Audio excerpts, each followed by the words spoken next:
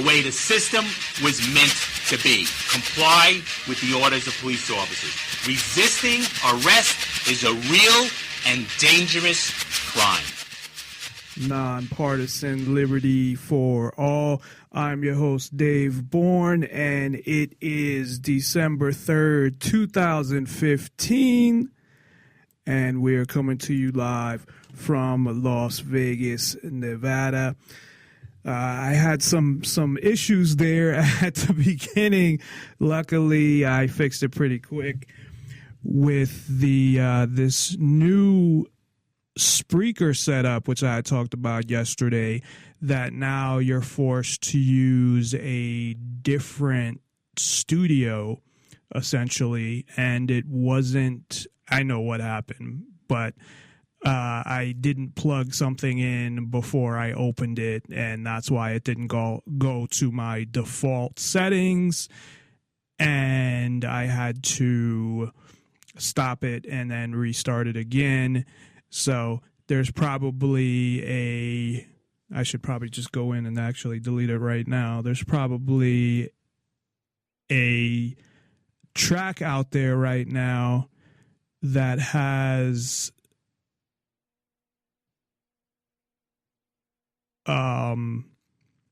like 5 seconds in it or something, and that's I don't see it though. Oh well, doesn't matter. I can figure that out later and delete it later. Anyway, thank you for tuning in. We're on weeknights, Tuesday, Wednesday, Thursday at 7 o'clock Pacific, 10 o'clock Eastern. You can listen on Spreaker.com and nonpartisanlibertyforall.com. We promote the ideas of true freedom and liberty, meaning being able to do whatever you want as long as you respect the freedom of others and don't interfere with their freedom, as well as exposing government for what it is, a mafia controlled by threat of force.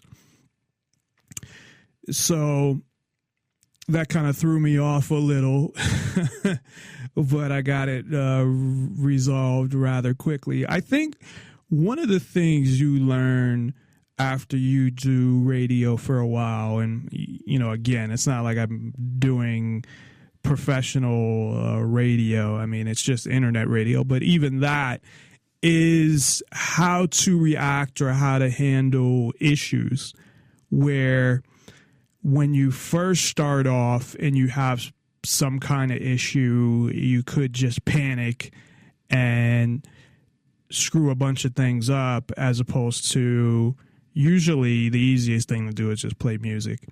But in this situation, it was nothing was coming through, period. So I just had to, I knew what I had to do, and, you know, it took me a couple minutes, but I had to do what I had to do, and I came on a couple minutes later. But to panic and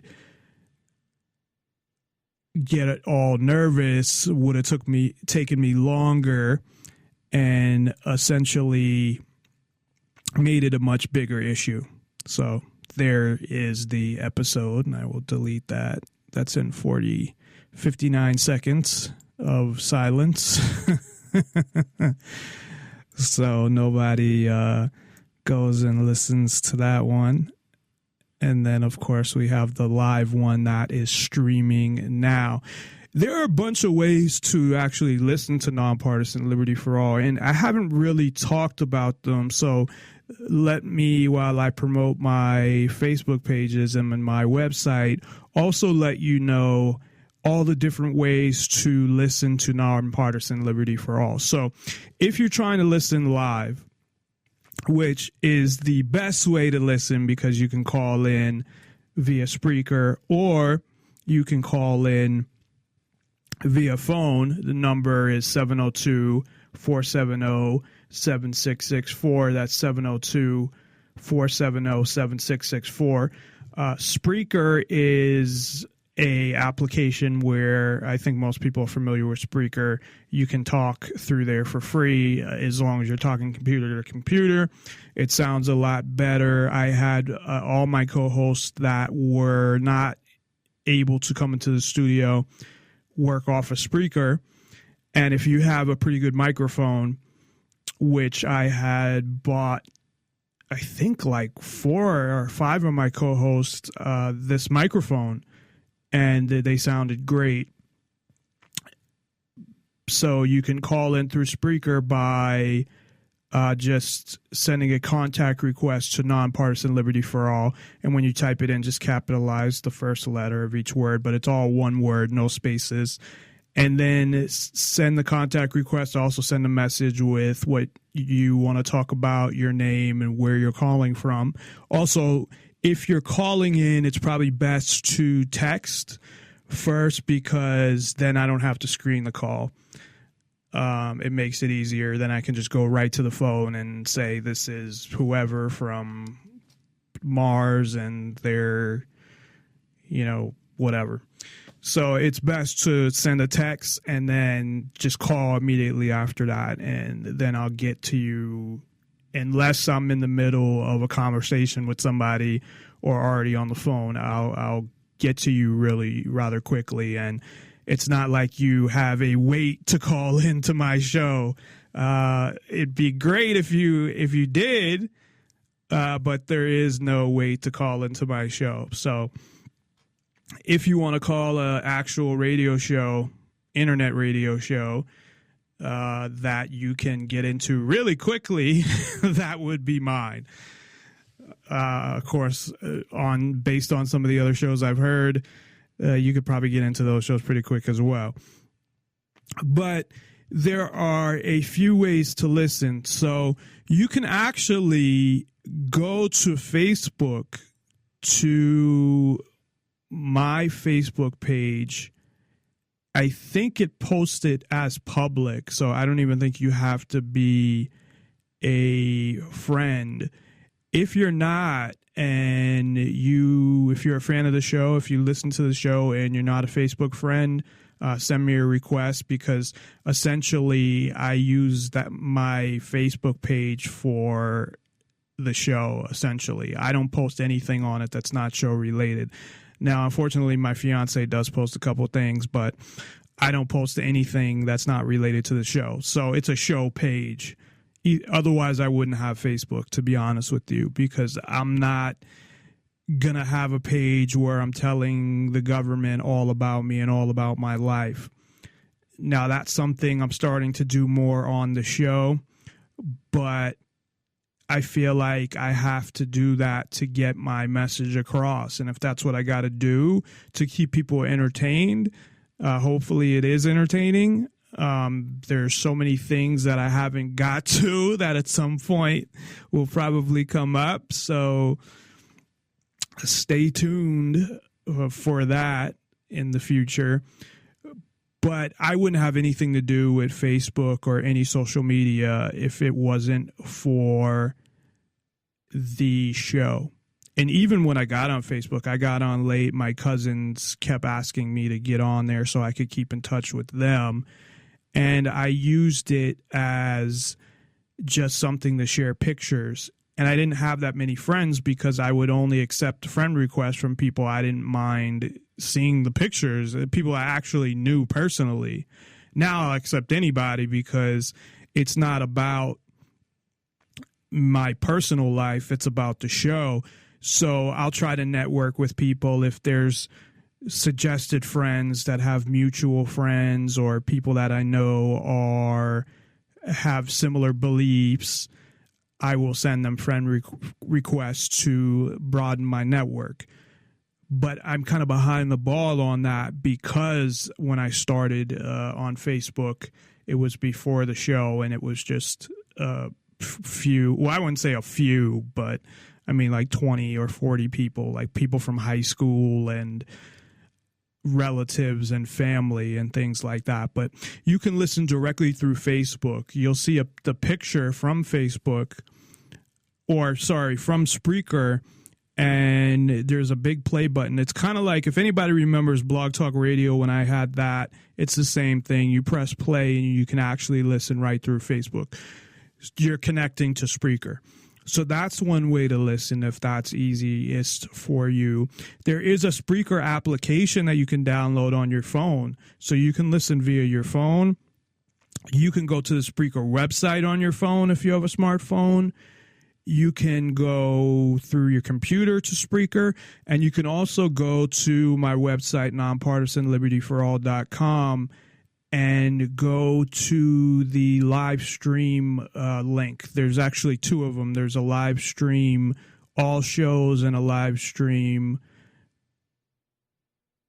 by show, even though right now I'm only broadcasting my show, but I was broadcasting another show, and I plan in the future to add shows. So essentially on the one with more than one show, you'll have the most recent show for that show, if that makes sense. So you'll have a list, like you'd have Nonpartisan Liberty for All, you'd have show blah, blah, blah, then whatever show. On the one that it just is for everything, it would be like the radio station broadcast of the show, where it will play whatever streaming through live, and then when we're not live, whatever will be there is the most recent thing that was done, regardless of the actual show. So you can listen that way as well, and that to me is the best way to listen, is to go to the website, because there's other things on there, and it's better, I think, for me to get more hits on my website or something. I don't know. I haven't looked at a lot of the data, to be honest with you, whereas some people keep talking about their rankings and all of this shit. And I guess it's important. I don't know. I mean, what does it really mean? I guess it just means, oh, well, people are going to my site. I mean, it doesn't mean anything to me if people aren't getting the information. So, or if I was in a position where I'm making money on the show and I'm not. And I had actually posted today, I guess I was a little, not frustrated, but just thinking about the show and why do I do it. I was thinking last night, where if I'm not going to get a lot of listens, or I'm only going to get so many and people don't really care, not that I need people, like I need attention, I need people to care about the show, but I mean, I'm trying to accomplish something. I'm trying to get these ideas across to people. So if they're not actually getting across to people, then what's the point? And that's what you think about. Well, what's the point if nobody's listening to the show? And there are people listening to the show, but I'm looking at, okay, I've been doing the show over a year and a half now, and where my numbers are at least the ones on Spreaker. Now, I don't know if everything, which I think right now, because I'm not posting. Before, I was posting archives to the website, which I need to go back and catch up on that, which will take me like a couple weeks. But I didn't know. I found a way to track that, but I didn't end up doing it for all the shows I posted. So I wouldn't know how many people listen to the archives, but I do now, because I think everything somehow touches Spreaker. So I see it in the Spreaker count. So looking at it that way, it's, well, to me, am I getting enough listens for all the work I put into it? Am I reaching enough people? And I guess, I mean, it depends what I'm doing, and I don't really know, meaning that if there's one person a month or something like that, I don't know exactly, but that it's actually influencing them, then it really doesn't matter how many listens I have. I mean, if the listens are to people that it means something to and it is influencing them. But if it's not, and of course, the more listens you have, the better chance you have of influencing those people, then of course it's better to get more listens. So I just talked about a little about how because I started to pay to market the show. So I did Google AdWords, and I guess that it's really expensive because they recommend, and of course they're making money off it, so they're going to recommend a lot of, you to spend a lot of money. But they recommended to get a sufficient amount of clicks, like $20 a day. And I'm not spending $20 a day. That's like $600 a month. And if this was my full-time job and I was making money off of it, then that might be different because I would have a budget for marketing. But I'm just spending my own money. So I did, I think, $2 a day, which comes out to $60 a month. And then I did $50 for now on Spreaker, where I have this Spreaker ad that I created, which I don't know that it looks all that professional, but it's good enough.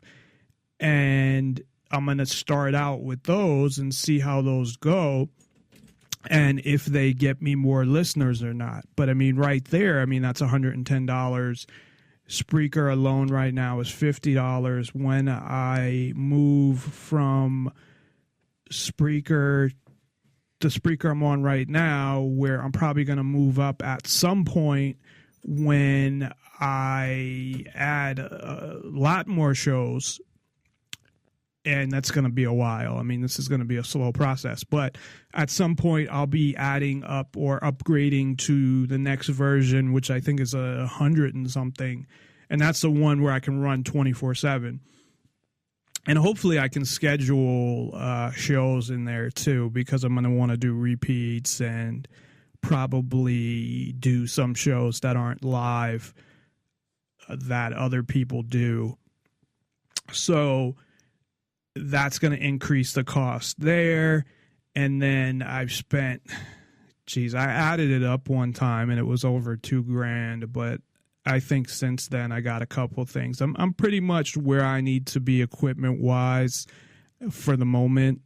Maybe in the future I might upgrade some stuff, but I think I have everything I need for now. I do want a listen line, and Mark Edge of Free Talk Live gave me some information, and I just never got around to it. So I got to find that information that he gave me or ask him again to send that to me, because I think that we did have a lot more listeners when there was the listen line, because that essentially didn't restrict anybody, because all you needed was a phone. So if you're out and you have a cell phone, it didn't have to be a smartphone. And most people, at least, either if they don't have a cell phone, they have a phone at home and they can just dial the number and listen, although it wasn't a toll-free number. So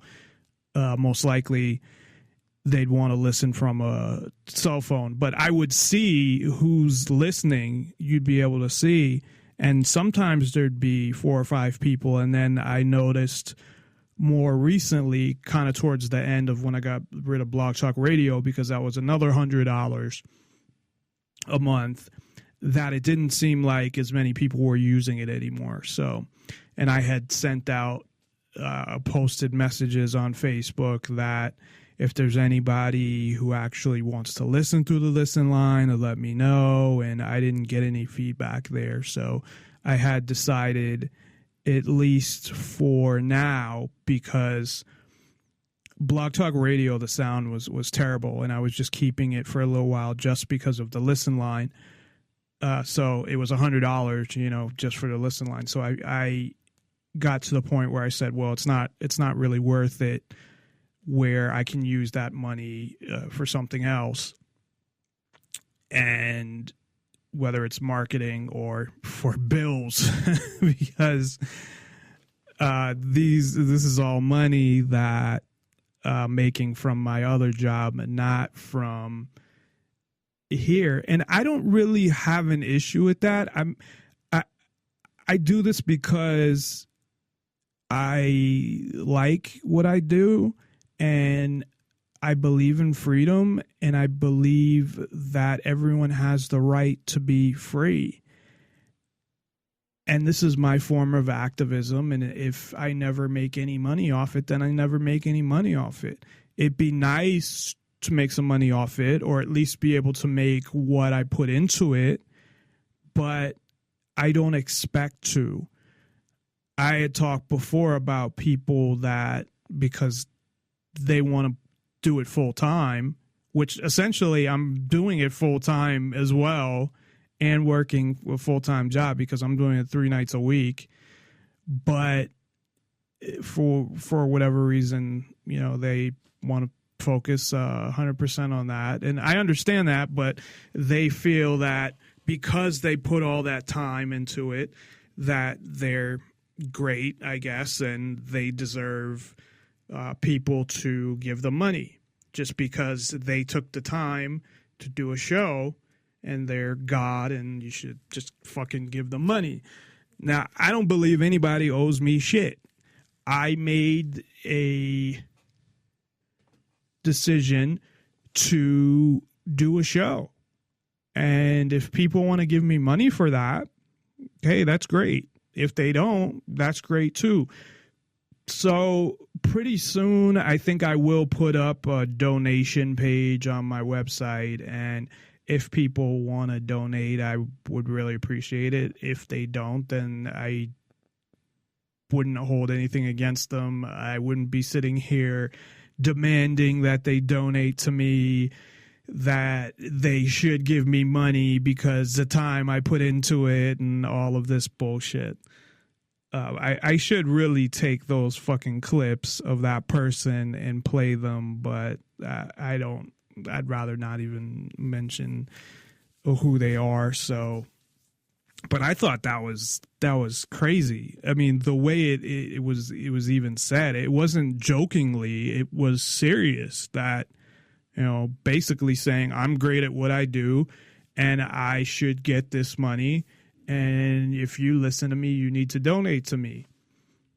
It's like, okay, because I take this time and put all this time into it. Well, yeah, I put all this time into what I do too, but that doesn't mean anybody owes me anything.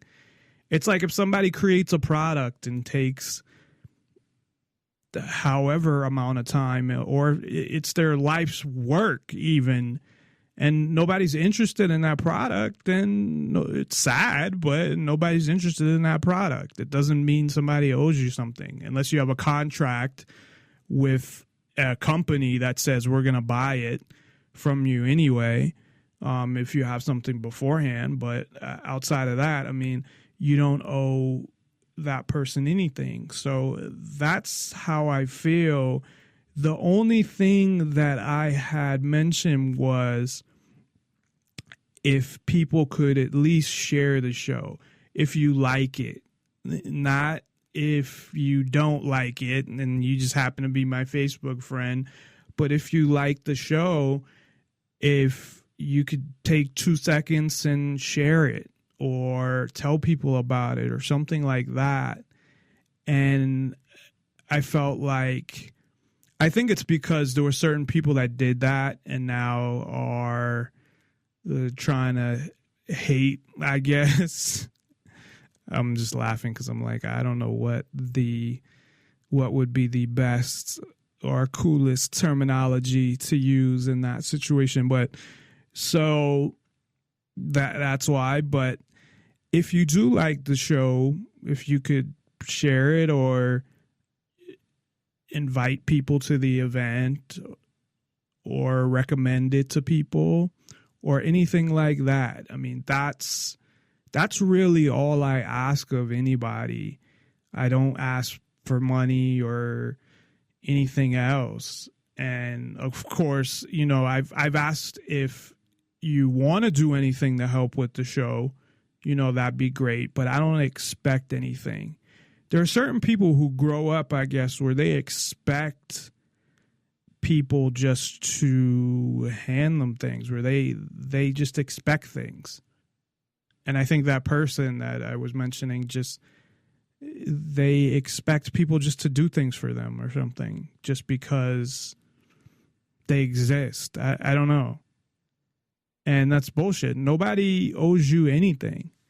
In life, nobody owes you anything. I would say your parents owe you to an extent when you're a kid because they choose to have you. My fiance put some food in front of me and I don't even know what this is. I think it's like salad and macaroni and cheese and chicken or something. I don't know. I'm going to have to find out first before I eat it. But some people feel like they're just owed stuff, and you're really not owed anything besides, again, I mean, when you're a kid, you're owed food and shelter. And I think the fact that your parents make a decision to bring you into the world and that they get something out of it, and it is a selfish decision. And I don't mean it's a negative selfish decision, but people have kids for their own excitement or their own joy or whatever it might be. It's still a reason that benefits them, even though they're the ones taking care of them. So it might be that they want to take care of a kid and bring up a kid and give to somebody, but they get enjoyment out of giving is what I'm saying. So even though they do all these things for a kid, they're still getting something out of it as well.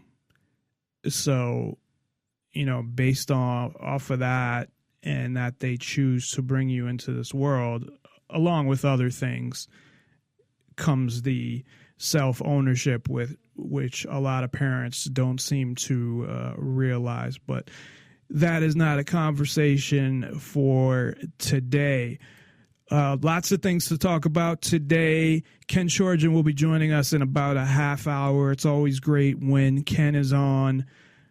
I still think Ken sounds like Seth Rogen, although my fiance says no. So I don't believe I asked anybody else, and I need to like play a show or even just like a line from a show that Ken's on.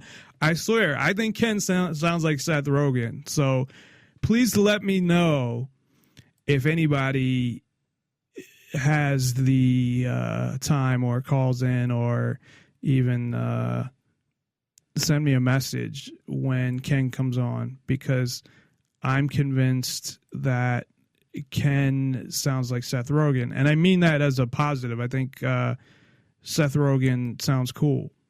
So I think it makes Ken sound more entertaining. Like he has an entertaining voice, like because he sounds like Seth Rogen, and Seth Rogen sounds kind of funny. Not funny that you'd laugh at the voice, like you have a funny voice, but you have a comedic voice, if that makes sense. So like he has a voice for comedy, not that he sounds like funny. Like I'm not making fun of Ken. I think people know what I mean. So anyway, Ken will be joining us.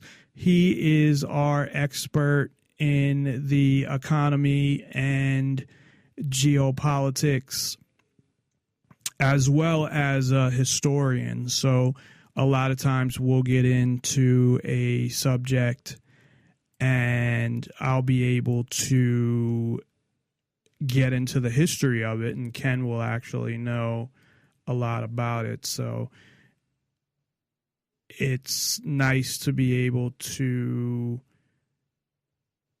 get in those conversations where we can get the history of something. And there's been shows like when I first had Ken on that just it kind of went on because I was curious about something, And I, went to the history, and the show just kind of went on for a while there.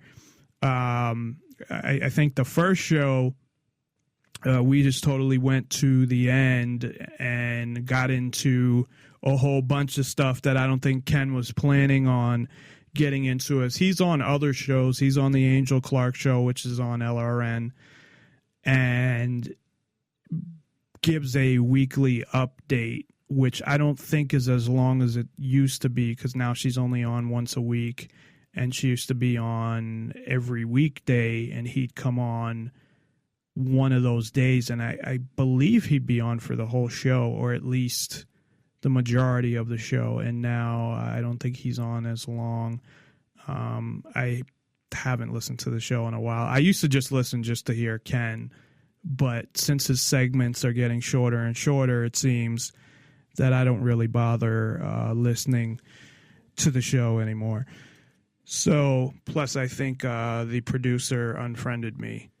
So, I don't know why. Probably because he kept getting the events. That's another thing I wanted to tell people, is that I take the time to set up these events, and they take a while sometimes. Not a while like, an hour, but they might take me 20 minutes, a half hour, and I find a nice picture. And if you don't want to receive them, you can set it up where you don't receive events from me. You don't have to unfriend me. I mean, you can unfriend me if you want to. That's your prerogative. But there are like 30 people that I'm friends with that I can't send them an event invite because they blocked it because they didn't want to get them. And to me, it's like, what's the big deal anyway? It's just a fucking invite. Is it really a big deal? And to some people, I guess it is. I mean, I get invites all the time to things that I know that I can't go, and they know I can't go. Like, I'll get invites from people in New Hampshire. I'll see, what was one that I saw, pub crawls or something that they do, and they know I can't go, and I'm not going to say to them, well, why are you sending me this? It's, I'll look at it if it's interesting and see what they're doing. Like, oh, they're doing pub crawls in New Hampshire. Okay, that's cool. So it's not a big deal. I do, before Ken comes on, want to talk about what's going on in San Bernardino. I was going to say Bakersfield. However, maybe I'll go through some of this with him. But there's another story about a man suing a girl that he met on Tinder after contacting genital herpes. And this is here in Las Vegas. So you think of, I guess, the legality part of it, as well as the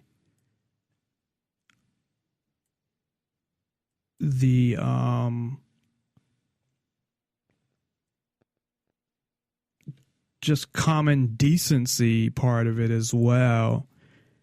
Now, I, of course, don't believe in government, so I don't think there should be any laws. But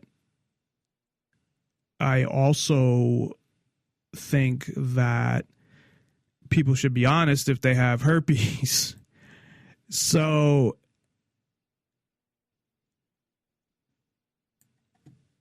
I guess he met a minor Hollywood producer, that he met a minor Hollywood producer online, and I assume they had sex. I don't know. Well, you know what? I guess technically, without getting too graphic, and that's probably why he's suing, because he thinks she has money because she's a minor Hollywood producer. But I guess if you're both naked, laying on each other, but you don't have sex. I don't know why you would do that, but maybe if somebody changed their mind or something.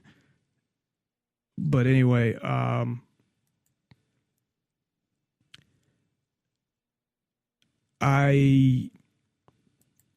getting messages while I'm trying to read this story, and it's actually positive messages, so I'm gonna have to get to those after.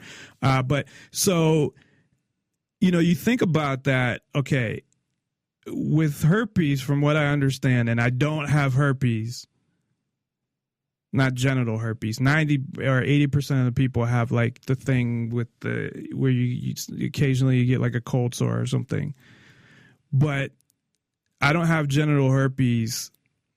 However, if I did and I didn't have an outbreak, because you can only get it when you have an outbreak, I don't know that I'd tell them unless I had an outbreak at the time or we got serious. I don't know. But he's claiming, and they won't identify him, of course, but did they identify her? I don't know. But it says the man only identified as John Doe, but that's public information. So, and they lead. Oh, okay. The only name they're saying is his attorney. That's all they're saying is his attorney. So, but you think about that. If you get something from somebody, should you be able to sue them? Now, again, I'm going to base this on the fact that, okay, I believe in government for a minute. But even if you were in a voluntarist society, you're not going to probably sign a contract before sex. Although Dave Chappelle did a skit on that where he had somebody sign it was like the love contract, and just so they could prove that it's not rape. And in California, you might want to do that. They have this law. I don't know if it was passed, but I know it got introduced, and it may have gotten passed where, because of they claim all the shit that goes on at colleges and that they actually have to say yes. If they don't verbally say yes, then you could be charged with rape. It's kind of crazy. So they do have that. But if you have herpes and you don't tell the person, should they be able to sue you? Are you liable? Now, you could say the same thing with AIDS. But what if you have a cold? What if you have the flu? Should they? I mean, most people will just, you'll be able to tell, and they'll tell you, oh, I'm sick. But it can't kill you. But what if that person didn't know they had herpes neither? Because I think there's people that don't really have, after years of having it, they don't have breakouts or something. But it says, okay, so Doe, Mr. Doe, because he's going by John Doe, claims that the woman's, I guess he's suing. So Doe's claims against the woman include fraudulent misrepresentation, battery, come on, really? Constructive fraud, willful misconduct, gross negligence, and internal affliction of emotional distress. He claims he incurred substantial medical care expenses, lost wages, lost earning capacity. How lost earning? Unless I guess if he's a porn star, lost earning capacity and loss of life enjoyment. What job would give you lost earning capacity? I guess if you missed work because you were in so much pain. I don't know. Are herpes I thought herpes was just like a rash. I don't know. Maybe he has really bad herpes. It's not funny, but if you're going out there and putting yourself like, did he ask her if she had herpes? And then he had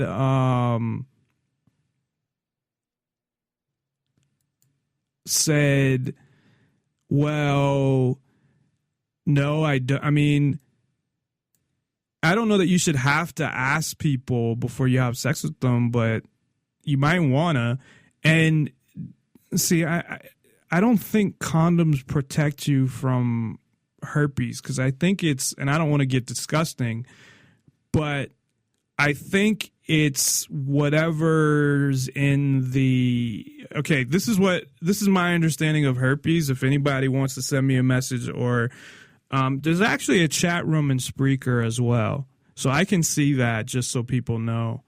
I didn't notice it like before. I got messages a while ago and finally noticed it, but like at the beginning I didn't notice it, is what I'm saying. But so I can see it, or you can call in or whatever, send us a message via Skype. But the way I understood herpes was it was like a rash, and that I guess like a pimple, like stuff can come out of it, and that's how you get it. Or maybe rubbing up against the rash, like poison ivy or something. So I guess it wouldn't matter if you wore a condom. I would think if she had an outbreak, I guess you might not. Well, how can you not notice? Because, again, I'm the type of person that I totally support freedom of speech, and I won't censor anybody on my show. So whatever other people say, they can say. I just don't like to get too graphic when it comes to sex and stuff like that. But if somebody else is on the show and they want to get graphic while they're on the show, that's totally fine. I don't give a fuck. I'm not going to censor you. But I don't know. It's just not something that I like to do. But so I would think before you have sex, that you're touching that person in that area, and you could feel bumps or something, you would think. So I don't know. I honestly don't know. This is something that I don't know how I kind of feel about this. It says, okay, on February 12th, Mr. Doe went to the producer's home. It was the Pillsbury Doughboy.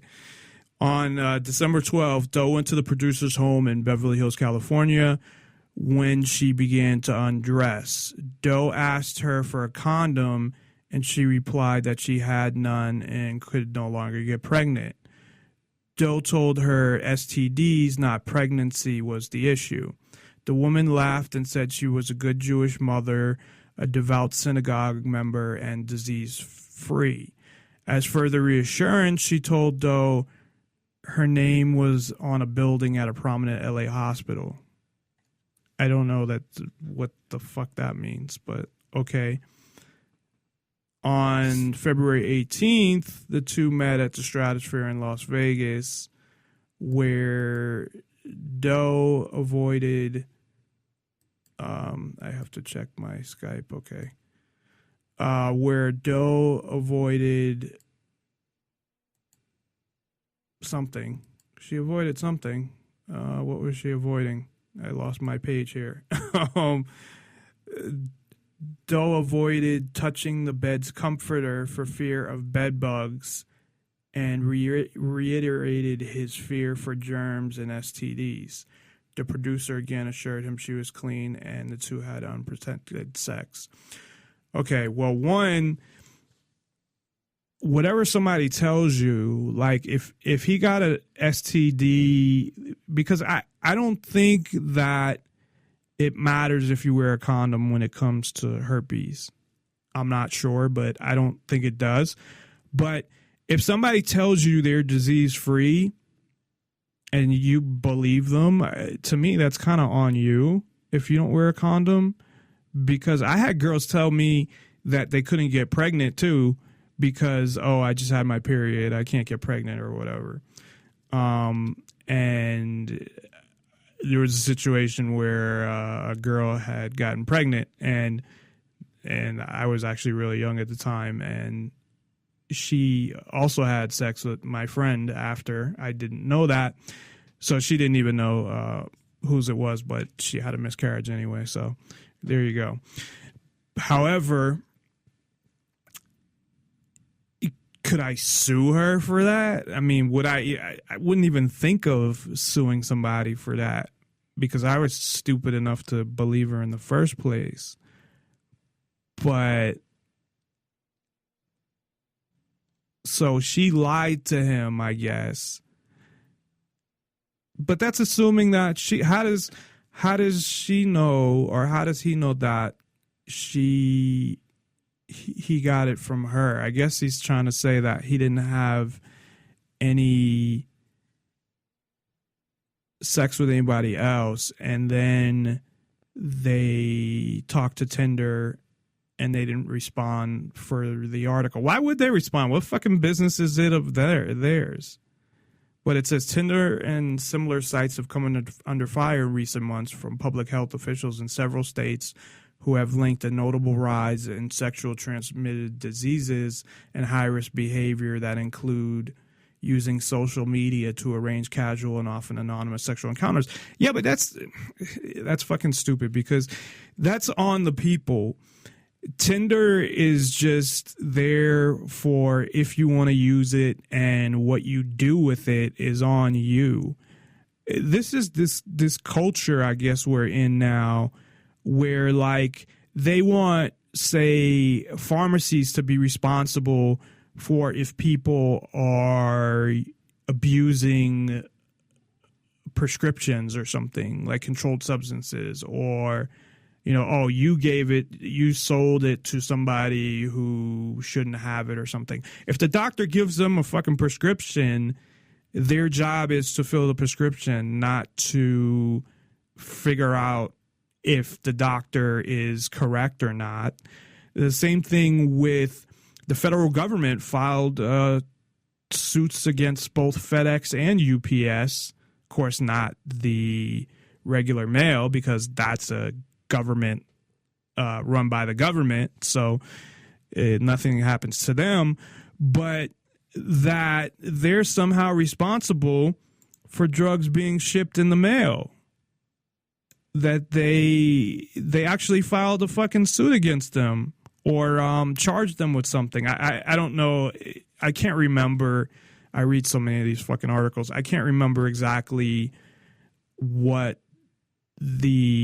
how it was structured, if it was a civil type suit or a criminal suit, but they were saying that it's their responsibility if they're shipping drugs. It's like, how the fuck do they know what people are shipping? It shouldn't be their responsibility.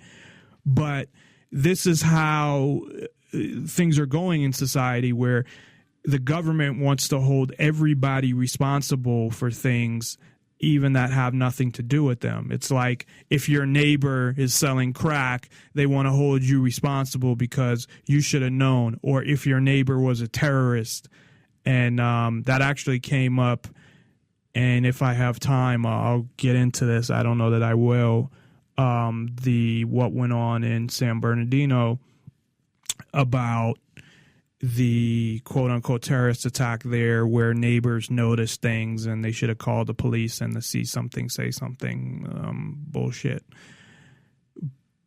But I could see it getting to a point where they hold neighbors accountable, where, well, why didn't you report them? Why didn't you? Because that's what they're trying to do, is hold other people accountable so people will snitch. They're trying to create snitches by putting pressure on people for things that they shouldn't have any responsibility over. But I really don't know how I feel about this, because herpes is although I know I've seen that commercial, I can't remember what the fuck it's called, but the herpes commercial, you know how they have the medication commercials and could cause this, could cause your dick to fall off, could cause whatever, side effects, you know how they have the list, but they have one for herpes that basically makes it so, you know, it's not that bad and your life can be pretty much normal. But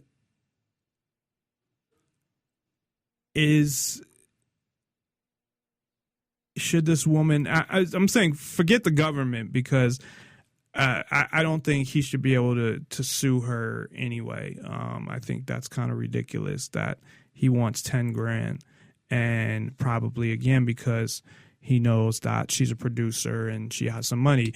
If she was just some fucking secretary, not that there's just anything wrong with being a secretary, but I'm saying, like, if she was in a position where he couldn't get any money out of her, he wouldn't be suing her.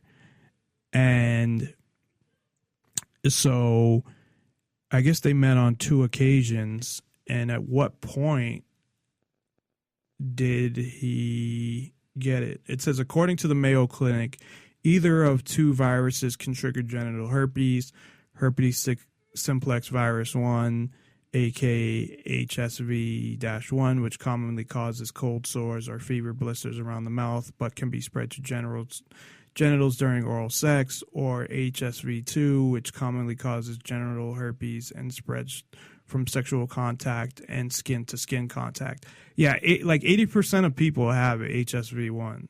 They do. You can look it up. You just get that from kissing people. But it says HSV-2 is highly common and highly contagious, Mayo says, but dies quickly outside the body and is nearly impossible to contact from toilets and other objects. Genital herpes is incurable, although antiviral drugs can help sores and heal faster during initial outbreaks, ease symptoms during subsequent outbreaks, and cut the chance of transmission to sexual partners. If she really did have it and still had sex with him like she had nothing, that's pretty fucked up. I can understand on her side what she must be kind of going through, though, if she has it, and how to deal with it. But if she doesn't have an outbreak, supposedly you can't get it when they don't have the outbreak. And it also says that they have mild symptoms that go unnoticed or are mistaken for other skin conditions. So she might not have known that she has herpes. But then it brings up the whole Tinder thing. I mean, there's like 3 paragraphs about Tinder. How is it Tinder's site if I said Tinder site? Tinder being responsible. How are they responsible if people meet there and then they do what they want to do? What does it matter? What if they met in a bar? Is it the bar's fault that somebody got fucking herpes because the bar exists? And that's that's how society is, where we're going is everything is that nobody's responsible for their own actions. It's all blaming on something else.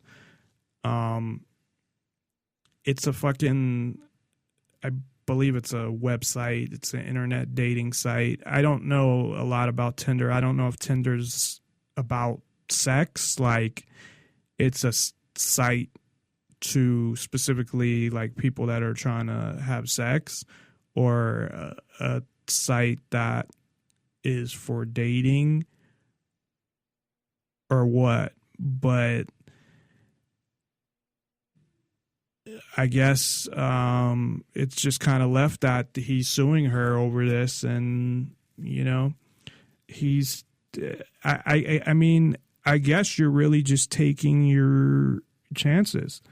Now, somebody that has AIDS, there's been cases of people being prosecuted, depending on the state, for having AIDS and giving it to somebody else on purpose or not telling them. Now, I don't know. I mean, if you're actually trying to give somebody AIDS on purpose, I think it goes with intent. So if she was trying to give him herpes on purpose, and why would she do that? Then maybe, I can understand. But she might have not even known that she had herpes. And maybe he didn't even get it from her. Maybe it took a while, the incubation period, or he didn't notice, maybe the first breakout. And how can he prove that he got it from her? It doesn't say anything about if she was tested for herpes. But I guess if you make the assumption that she had herpes and didn't tell him, and they had sex and he got herpes, is she responsible? Again, I don't know. I mean, you're putting yourself out there. So it's kind of one of those things where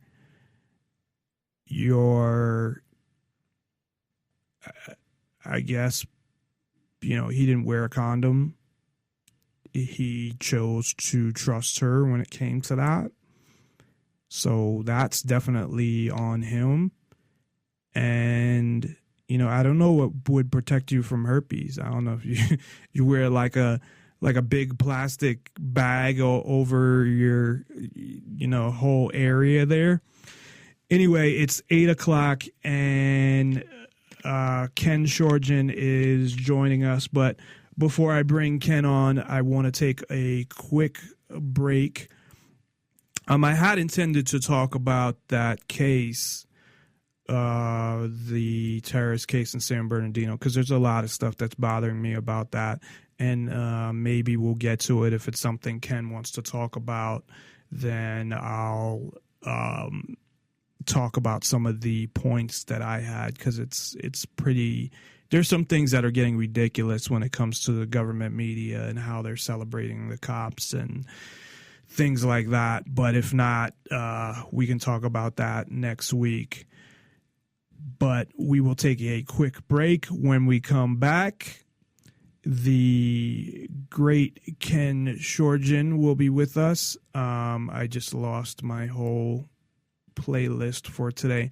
What I do as well, and I don't know if this would help anybody else. It depends, I guess, how they have their setup for their show.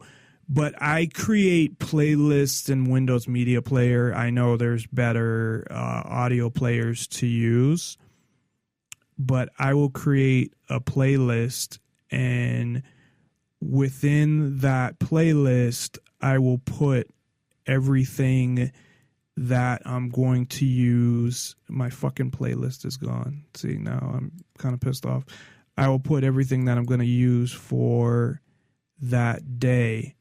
However, my playlist is gone, but here, I know what I was going to play anyway. Luckily, it will be easy for me to get it back. So, and I know what I wanted to play anyway. So we're going to take a quick break, and we will be right back with Ken Schortgen of The Daily Economist. Please check it out at thedailyeconomist.com. There are a lot of important things going on in geopolitics and the economy, so you'll definitely want to listen to what Ken has to say. And he joins us every other Thursday. So stay tuned. NonpartisanLibertyForAll.com. Check us out there.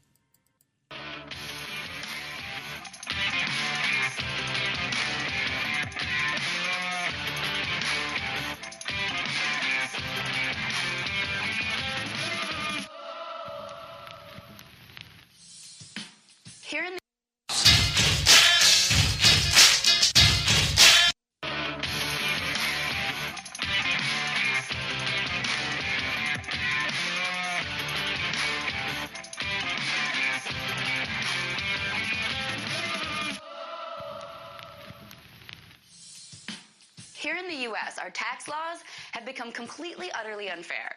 And now they're about to become downright hypocritical. H.R. 22 has already passed both the House and the Senate in the U.S. Congress, so it's expected to become law. It's the Surface Transportation Reauthorization and Reform Act. So it's about travel. It's about helping Americans get around, right? But in it is a section that is most definitely the opposite of that, and it deals with taxes. This section is titled Revocation or Denial of Passport in Case of Certain Tax Delinquencies. Got that? It's a law that says if you have some unpaid taxes, the government can take your passport away. If you owe the IRS, the government will take away your right to travel. You have to stay put right here in the States, sort of like a giant debtor's prison situation. Now, it's not for people who owe just a few bucks. This law is for people who owe the IRS more than $50,000 in federal taxes. But that includes penalties and interest, and it's cumulative. So you could owe 10 grand one year, 12 grand the next, add in some interest, and boom, you're up to that 50 grand before you know it. If that happens, the IRS just has to put a lien on you, and then it's bye-bye passport. Then you're confined to the States. It doesn't matter if that lien is filed by mistake. It doesn't matter if you're in the process of contesting that lien. If the IRS puts that lien on you, you're out of luck, stuck in the U.S. Now, here's the part where things get really hypocritical. Because we have corporations like Apple leaving the country with the sole purpose of dodging taxes. They set up shell companies in places like Ireland to avoid paying taxes, and this is totally allowed. Sure, the feds have put some things into place to chase them down, like FACTA, which penalizes foreign banks that don't fork over all their information on American accounts, but it's still totally allowed for corporations to leave the country with the purpose of dodging taxes. But if you're a regular citizen who's dodged some taxes, you won't be able to leave the country at all, plain and simple. Forget your freedom of movement, your right to travel, that's gone bye-bye. That's how completely and utterly unfair our tax laws are, and that's how hypocritical they're about to become. Tonight, let's talk about that.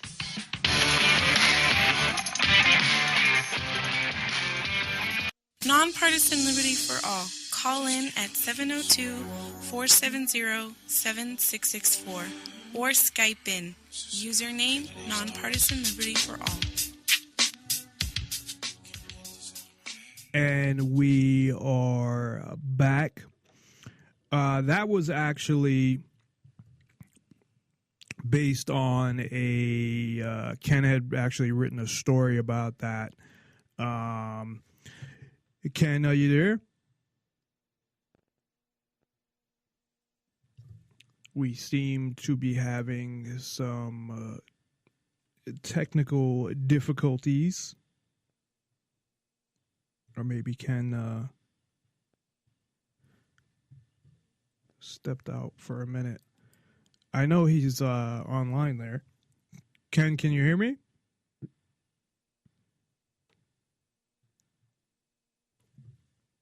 Okay. We'll give Ken a minute.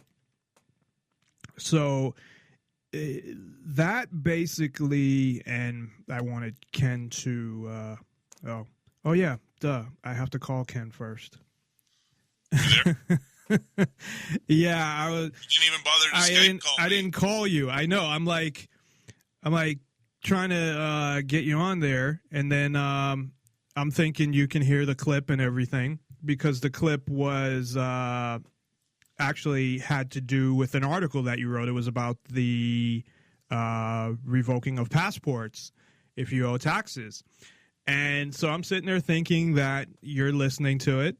And then, I'm like, Ken, are you there? And then I see you calling me. I'm like, oh, yeah, it's Skype. I have to call you.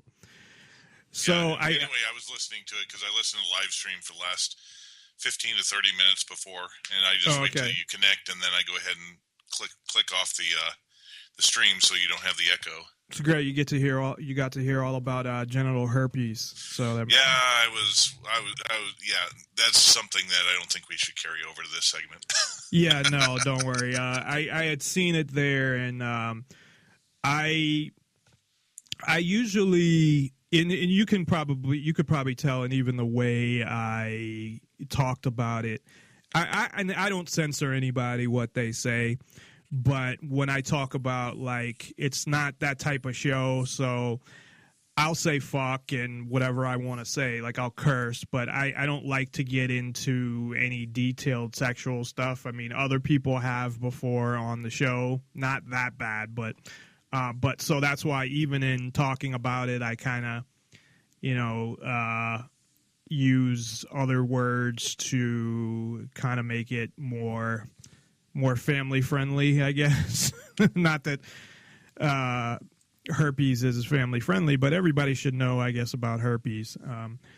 But anyway, so you had written an article, and I guess from what I understand, and to verify this with you, they had said because this was, I think, from RT, the clip I played, that it has to be over $50,000, but still. And it's kind of funny that I actually wrote an article on this back in 2012. They tried to push this through the highway appropriations bill going back to 2012. It was HR 1813. And I heard of it before.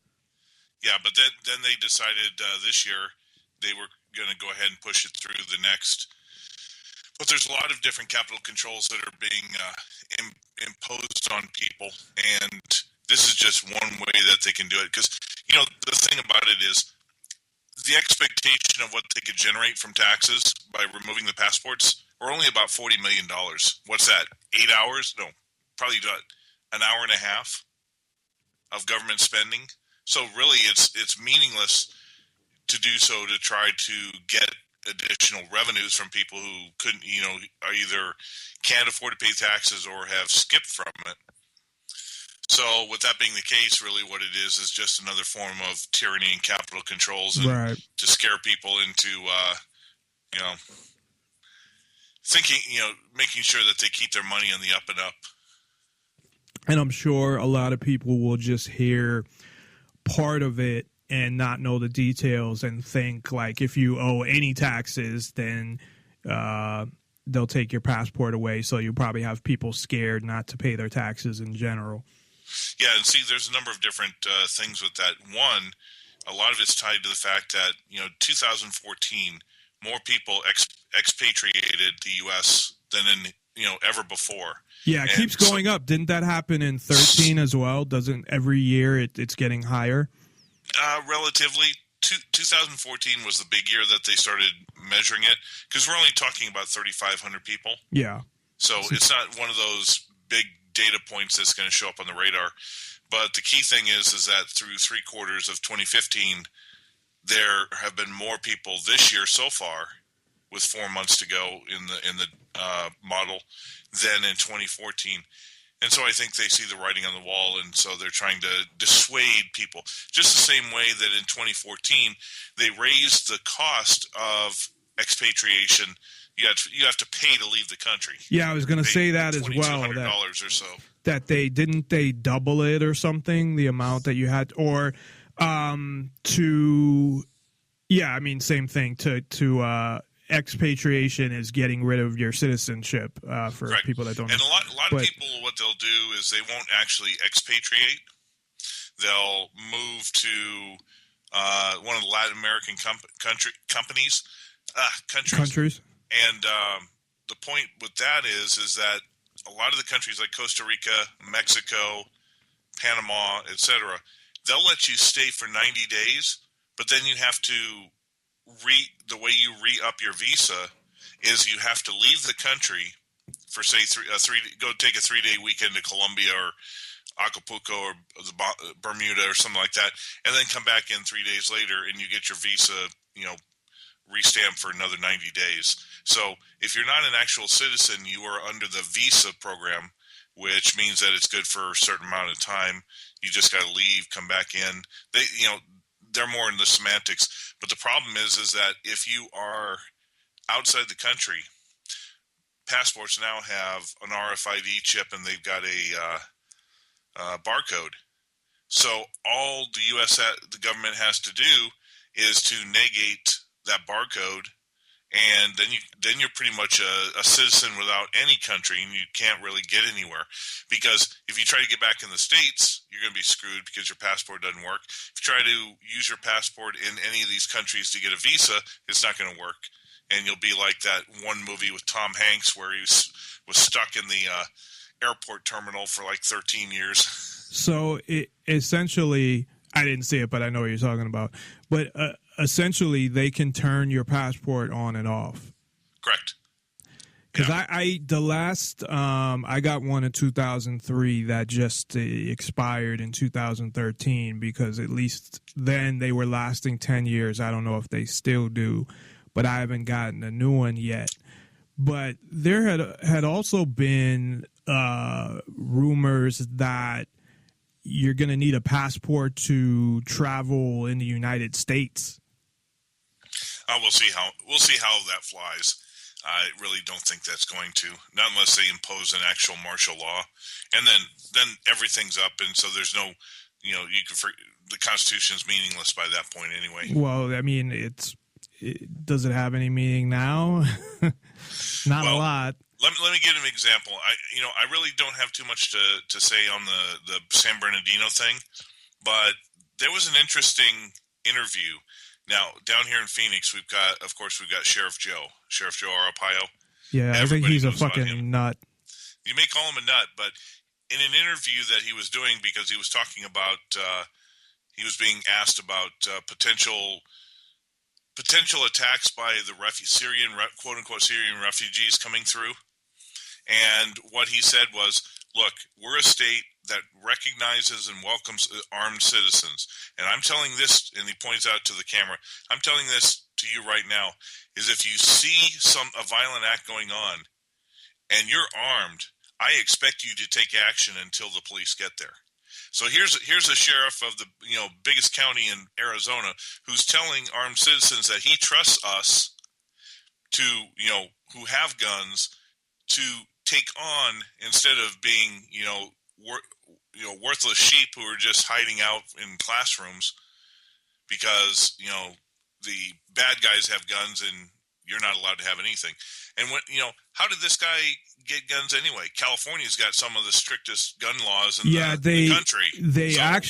They didn't buy them. I had heard that today, that somebody bought them for them. So I don't know if they bought them. I mean, they could have bought them here in Nevada. Who knows? See, at that point, you don't make new gun laws. We have enough gun laws on the books. What you do is you find out who the original person with the guns were, and if they sold them to somebody who wasn't eligible to have guns, then you arrest them. Well, they're not, though. The whole thing is, though, the person that sold them to him, probably they may have not done anything illegal, because the guy had no record anyway. So it all depends on the size of, I think the magazines in California can't be over like 10 rounds or something like that. So it might, if it's illegal, it's only because of the laws in California as far as what you can obviously possess. I'll tell you what's really shady about the thing is supposedly what's coming out of the reports is that they found 1,000 rounds were fired. Now, I don't know about you, but that was by the police. They didn't fire 1,000 rounds.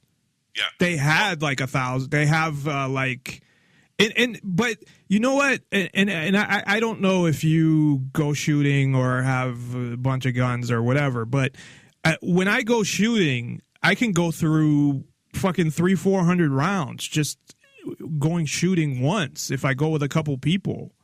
It's not a lot. If you have 1,500 rounds or even 3,000, and if you're somebody who goes shooting like a couple times a month or every weekend, that's nothing. Well, just think about it. If I think they had an MPP for the gun. They didn't have an AR-15. They didn't have an M16. They didn't have something. I think it was an MPP. I thought they had an AR-15. That's what I heard yesterday, but they might have changed it.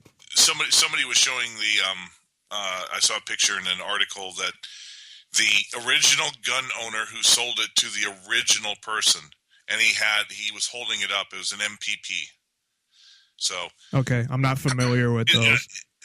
It's not. I mean, the term assault rifle is kind of bogus anyway. It's bullshit. Yeah, there is no such thing as an assault rifle. Simply means that you attack somebody with intent of force. Well, it's a government term that they came up with to say that if it has this, this, and this on it, then we consider it an assault rifle. It's different in every state. There's no such thing as an assault rifle. Or it's a rifle. If somebody slapped their wife and the police come and arrest them, guess what they're going to charge them with? Assault. Right. It's See. Yeah, but there's no such thing as an assault rifle. It's a government term that is not even consistent. Well, that's what language is. Now, the true concept is it was a gun that was used in carrying out an assault, but the gun itself does not carry it out. It's the person holding the gun using the gun for the wrong reason. So, yeah, I mean, I frankly think that, in all honesty, we are under the guise of 24-hour social media and everybody's got a camera and this and that. Because if you take a look at the past, there were more gun violence done in the 60s and early 70s than there is in the 2000s. Yeah, if you look at even in go back to 1993 and look at, and I actually did this. I looked at FBI statistics on murders and murders by guns, and it's gone down, way down, in the past 25 years. So they want you to think that it's gone up and that there's more violence, and that's just not the case. And take a look at where most of this gun violence is being done. It's being done in places where people aren't allowed to have guns. Yeah, exactly. I mean, the whole thing is, when it comes to guns, that's why I'm not nervous about any of this shit at all, because I got a fucking AR-15. So if there's some terrorist walking around the street, I don't need the fucking police. Do you remember hearing maybe no more than 2 months ago, here in Phoenix, there was an individual who was taking pot shots on the freeway, and he was like putting fear and intimidation everybody for about 12 different times. Somebody shot. What do you mean by shooting at cars? They were like standing over an overpass or on the side. They were shooting at cars who were driving on the freeway. Oh, that's fucked up. And there were 12 different incidents. And was anybody ever hit, or he was just nobody aiming? Was ever hit, but cars were hit, and windshields and that. Nobody ever was killed or that. But here's the thing: near the end, before the guy was caught, the media was reporting that there were armed citizens who were going up and down the freeways looking for this guy, 8 hours a day. And interestingly enough, once that media report was done, not a single incident occurred after that. And then they eventually caught the guy about a week later. So, was that actually true, or was that something No, it was true. Oh, okay. It was true. And the thing about it is Arizona is such a great place because not only do we not have to get licenses to open carry guns, we don't need to get a license to have concealed carry. Yeah, I know that they had recently, in the past few years, because it wasn't always like that, right? It's been maybe 3 years or something, or 4 years. As a matter of fact, interestingly enough, it was the same laws as in Nevada, but when they removed the non-license for concealed carry, now Nevada does not allow for reciprocity from Arizona. What do you mean? Go into Nevada, you can't take your laws from Arizona into Nevada. Right, I see what you're saying. Because they're afraid that everybody's going to have a concealed carry. What you can do, though, is when you enter Nevada from Arizona, you can go to a cop shop there and register the fact, let them know you are from Arizona, you're carrying a gun. Open carry is fine. They just have to know on record that you're from out of state and that you're going to have a gun. Frankly, when I travel from state to state, except into California, which I don't. I always carry a gun with me just in case I get stranded somewhere and some freak, if you're out in the wilderness, carry a gun. I always do too. So, but that being said, here's the interesting thing. This event in San Bernardino occurred shortly after Black Friday. What happened on Black Friday? Record number of guns were sold, and record number of FBI background checks were called in on Black Friday. Really? Yep. You don't think people are afraid? They look over at the Syrian refugee crisis. They're hearing all the stories about the rapes and murders. Oh yeah, I know that there's a lot of people. Yeah, this that thing are, in Paris took place, and you know what? This is the thing. In Paris, they allowed virtual martial law to be imposed on the people. The people are so afraid they want their security. Well, it wasn't virtual. States, I mean, basically, that's what they call it, something else. Right. But they have from what I understand, and correct me if I'm wrong, that they can immediately, and they want to pass a new law that says they can do it for 3 months, but they can immediately implement this, and it's the equivalent of martial law.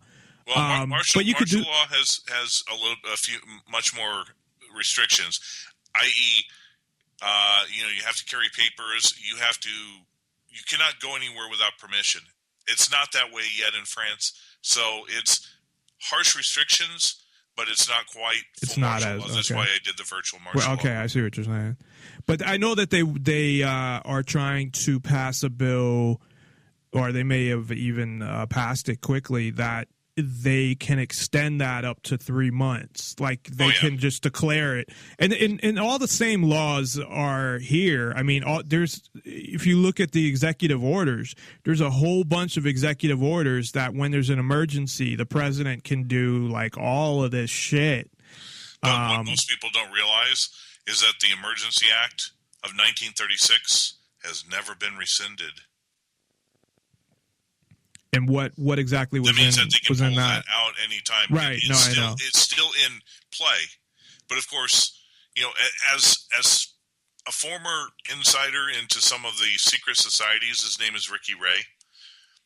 The reason that, they put out 2 different books on, the dystopian future. There was George Orwell's 1984, and then there was Aldous Huxley's Brave New World. Right. What they realize is they can only do jackboot thuggery for a short period of time. It doesn't last. It actually backfires on them when they keep it for a longer period of time. So what they've been doing is they've used television, they've used entertainment, they've used drugs, they've used education, all these things to program generations coming up to love their servitude, love their slavery. Sex, drugs, and rock and roll. You get people entertained, bred in circuses. You get them on drugs. You take away their critical thinking through education, and you know what? As long as you're feeding them and you're giving them entertainment, they'll do what you want, and that's why America has succumbed to where it's at right now. Well, that's what I had said. Basically, that they give people enough that they have something to lose. So instead of just having like a straight up dictatorship, it's like, okay, well, you have a certain amount of freedom, which is really just an illusion anyway, but you have certain things. So most people are going to say, well, I'm not going to give up, I have a nice house, or I have, this or that. So I'll, put up with all the other shit because at least I have a comfortable life to a point, as opposed to, just having a dictatorship with everybody in poverty or something like that. This is something that people don't realize, especially the socialists who really think that the government should take care of everything, cradle to grave, free education. I love it. It's like with Bernie Sanders. One of his biggest things is he loves to say, look, socialism works. Just take a look at Sweden. Well, here's the interesting thing that Bernie Sanders can't get into his head. When was the last time Sweden had to pay for its military to protect itself? Most of these socialist countries in Europe are, they have a token military. They spend 2% of their budget for the military. So they have all this money in the world to do free education, free healthcare, relatively free healthcare, the whole 9 yards. But the United States puts in 40% of its budget for the military, because not only do we protect ourselves, we protect all of Europe, we protect South Korea, Japan, all these nations that can do these free things for their citizens. They don't have to build up their military and spend money on their military to defend themselves. If we didn't pay 40% of our budget for that, we could easily pay free education. Healthcare could be much simpler, and the whole 9 yards. So, those who think about socialism never look at the whole picture. Well, they like to take the best scenario. Well, the other thing, and I don't believe that. I don't even believe there should be a standing army, to be honest. But that's just me. But the other thing, though, he looks at things based on how it is now. So if he looks at corporations and looks at, if we tax them, this amount of money, yeah, if you start taxing them that amount of money, they're going to leave. Exactly. So you're not going to have so they're basing it. He's basing it off of the current scenario, but your current scenario is not going to exist if you do that. That's why liberalism. I totally believe Michael Savage when he said liberalism's a mental disorder, because it's built on the fact that you cannot critically think about all the ramifications. You've heard of Ayn Rand. You probably were forced to read some of her books back. I haven't read them, but yeah, I know about Ayn Rand, and one of the anarcho-capitalist favorite books, Atlas Shrugged. She once said this, and it's absolutely, totally apropos. It goes, "You can ignore reality, but you cannot ignore the consequences of ignoring reality." That's what most people look at is they, you tell them these things, what you've been trying to say about freedom and the banking system and all that, and they look at you with this glaze in their eyes, and they can ignore reality. They can ignore what's coming up or whatever. But these are the same people that will lose their house like they did in 2008 for foreclosure. They can lose their jobs because the recession is still going on. Prices are still going up. And then they look and they complain like, "Oh, how did this happen?" What was her, because you had that girl who was named herself, whatever girl, that started with a V, that Ayn Rand had started. I can't think of the name of it. Oh, I forget some of the characters there, but John Galt's. Well, no, she. What I mean is her form of like beliefs. They called it something. It started with a V, and then you had that girl who wants to be a celebritarian that called herself that, and I can't even think of the name of it. Maybe we'll check at the break. Shit. But yeah, like she had a certain form of thinking. It would be, like anarchism or voluntarism or something like that. There was something that they called the Ayn Rand people, and that's what that girl went by. She called herself something girl that started with a V, and I can't remember and then she had a whole name changing ceremony or some shit. I can't remember what the fuck her name was though. I have that problem at night. Like I totally forget words that like last night I forgot Bernie Sanders' name for a minute, and I'm like, fuck. And I'm like, by the time it gets to like 8:30, 9 o'clock, I'm like, okay. But well, one interesting thing about Ayn Rand is, she came over from an Eastern Bloc country, and she grew up in the midst of communism. And when she came to the United States, she wrote her books because she saw that same communism starting to grow in the United States. Now, today we would call it fascism and oligarchy. But it's really no different. Communism, there's no such thing as pure communism. The Soviet Union was a socialistic oligarchy. All of these are oligarchies or they're dictatorships. A small group of people make the rules for everybody else. Pure and simple. That's basic. But the interesting thing about Ayn Rand is, guess who she mentored in the 1950s and 60s? I do not know. Alan Greenspan. Alan Greenspan has said over and over that Ayn Rand was his mentor. It's subjectivism that I was thinking of. Okay. Now, Alan Greenspan, back in the day, before he became Fed chairman, during the 90s, he actually was big into the gold standard. He was actually big on sound money. He was actually big on controlling interest rates and inflation. But this is what happened is until he joined the Fed and became the Fed chairman, right? Exactly. And now he's trying to go back on that. What it really is Alan Greenspan is simply a sycophant who just slavers over from one master to another. He wanted to be in the Milton Friedman camp during the 1960s. And then once he saw that the world was moving towards Keynesianism, it was going to be Keynesian. He even built a computer program that runs the digital monetary system and the lead into the high frequency trading. So, no matter what you hear about Greenspan, if he jawbones today about trying to resurrect his legacy about gold and about interest rates and how the Fed is bad, it's just BS. He's just somebody who moves from one side of the coin to the other, however best it suits him.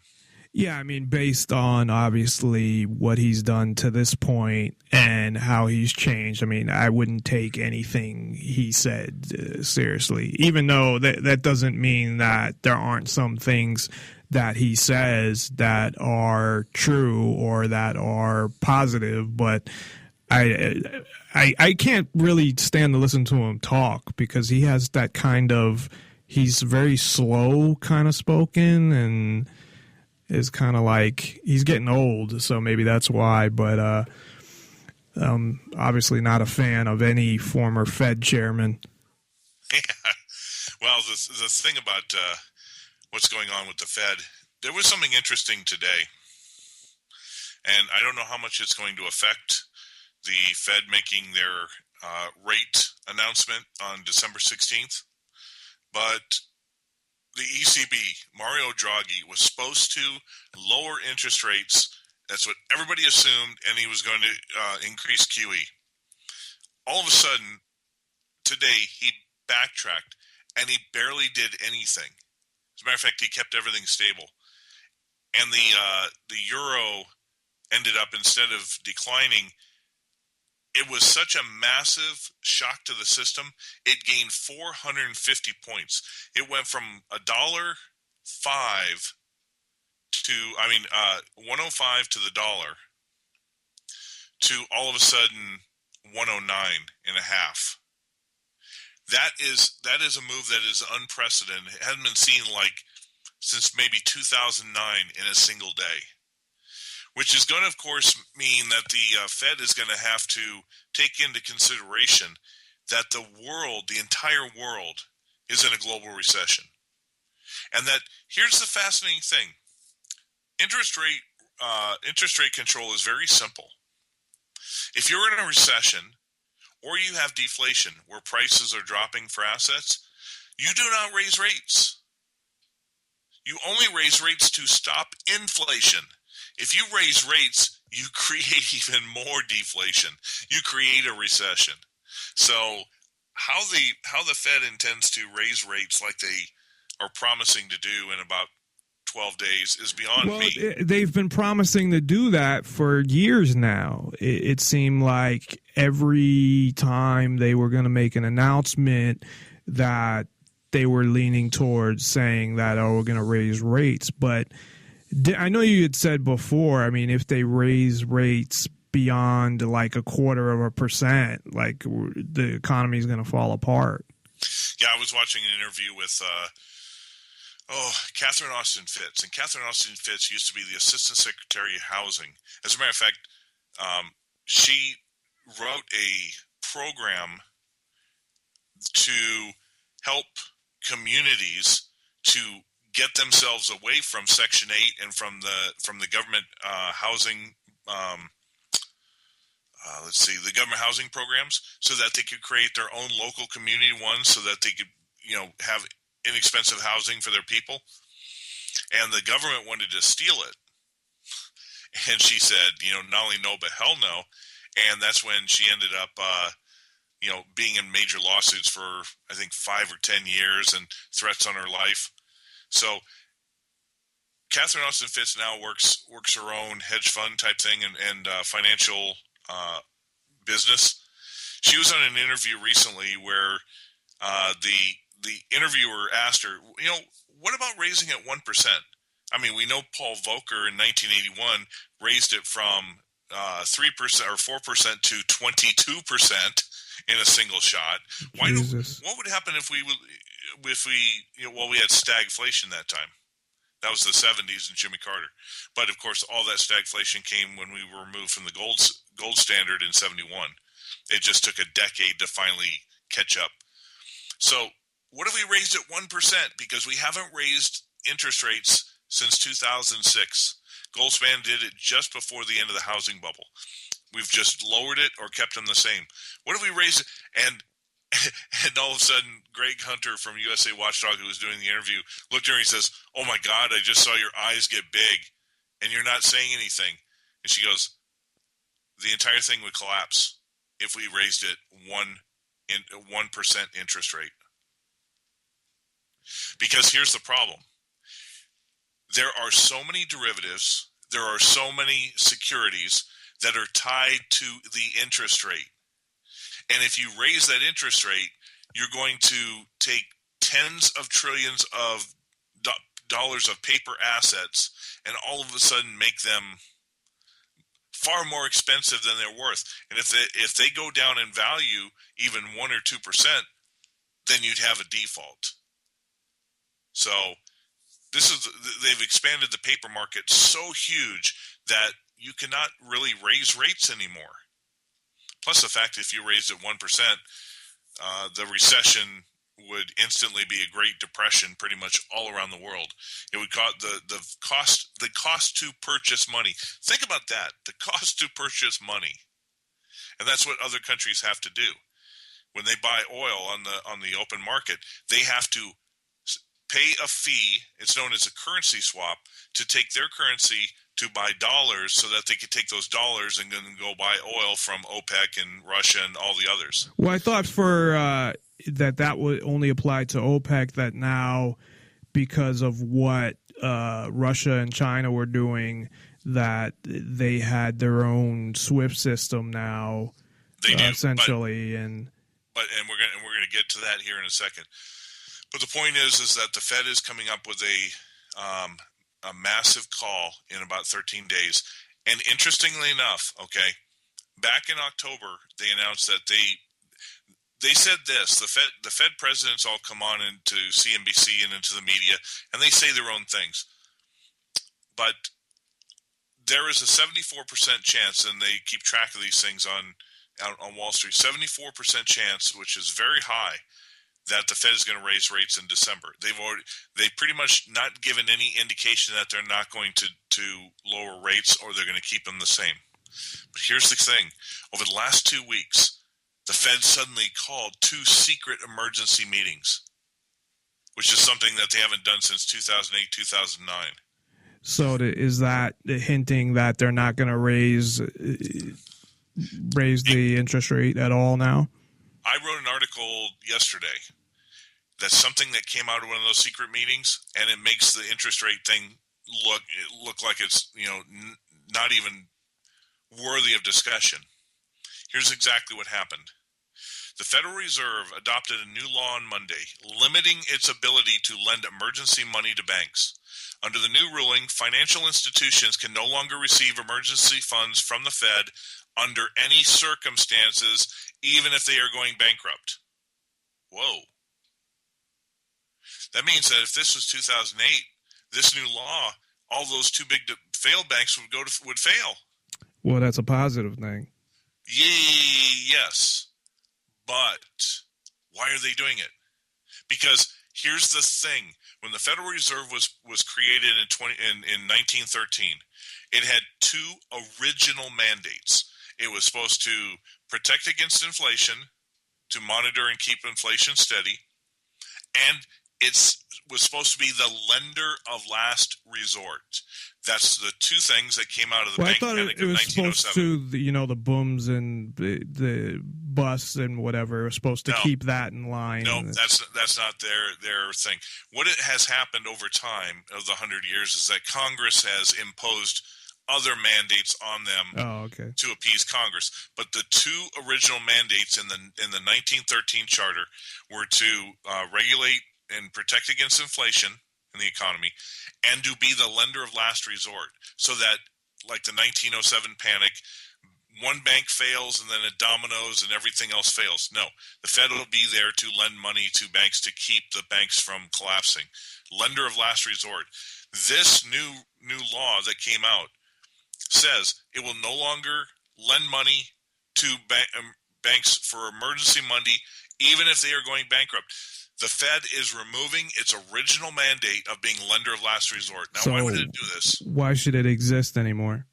I pose that question, but even more so, why is it suddenly doing this? What this tells me more than anything is that the Fed sees the writing on the wall. The Fed knows that something is coming that is going to be so great regarding insolvency. Something so huge that even the Fed will not be able to fund and protect this. So if we know that because of the Dodd-Frank, the government is no longer going to bail out the banks like they did with TARP in 2009 or 2008. If we know the Fed now has said they're not going to lend anymore to banks, so what does that leave? It's all going to be the bail-ins that they're going to take all the money from everyone who has money in the bank. You have just had the Fed remove its hook to bail out the banks, its original mandate. You've had the government say they're not going to bail out the banks, and they passed Dodd-Frank, which gives the banks the right to take your money, your bank accounts, for a bail-in. Okay, anybody who's listening, anybody out there who has their money in the bank, you are going to lose it, and they know you're going to lose it, and you're going to lose it soon. Well, that's why I keep telling my mother to take her money out, but she, well, it goes back to, like I said, people love their freedom, their servitude. We are programmed to believe that the government is all protector, that security over liberty, that that the system's not going to fail, Wall Street's not there for you, and they're not looking out for themselves. This is the problem. Well, it already has though. That's the whole thing. They should know that it has failed. Like that people lost so much money in the stock market and in the housing market as well. So yes, no one went into their bank accounts, but they still lost a lot of money either way. So I don't know how you can trust now if the government went and fucking paid off everybody's mortgages with the money they gave to the banks, then people can maybe think a little differently. Then I wouldn't be surprised. But that's not what they did. Yeah, what they could remove the creation of money from the Fed, from the private corporation known as the Federal Reserve, and the government could print its own money. And the difference is that when it gets money from the Fed, it has to borrow money from the Fed when it's newly printed. If the government just prints it out itself, then it's debt-free money. Right, which never made sense, except for the fact that the reason why they had to borrow money from the Fed was so all the billionaires could get their cut of that interest. Because why not just print the money and have no interest there? Well, as Thomas Jefferson said back in the day, if you let the corporations and the banks control the printing of money.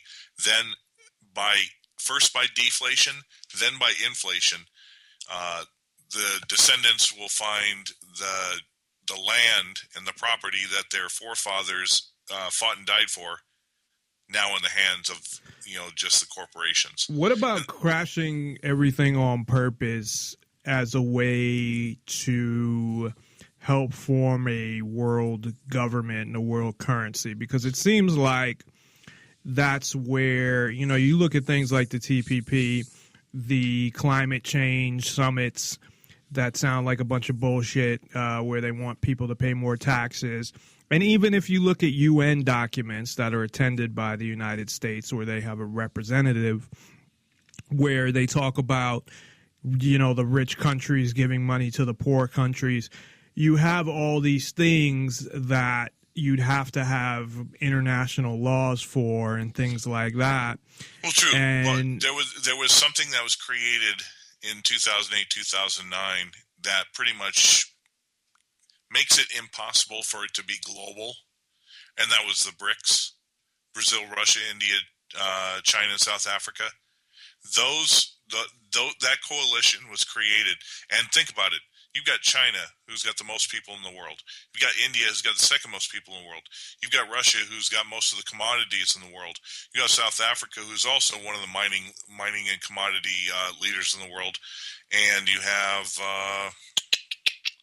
Brazil, which is a big country, but they're sort of falling by the wayside. They're screwed. So you've got those, and they're strong enough militarily and financially, especially since which we're going to get to with China being accepted into the IMF's SDR, that the days of the great New World Order and one world government, forget about it. When you have 40 to 50% of the global population who is not going to be under that, then it's sort of moot. So it may be imposed in the West.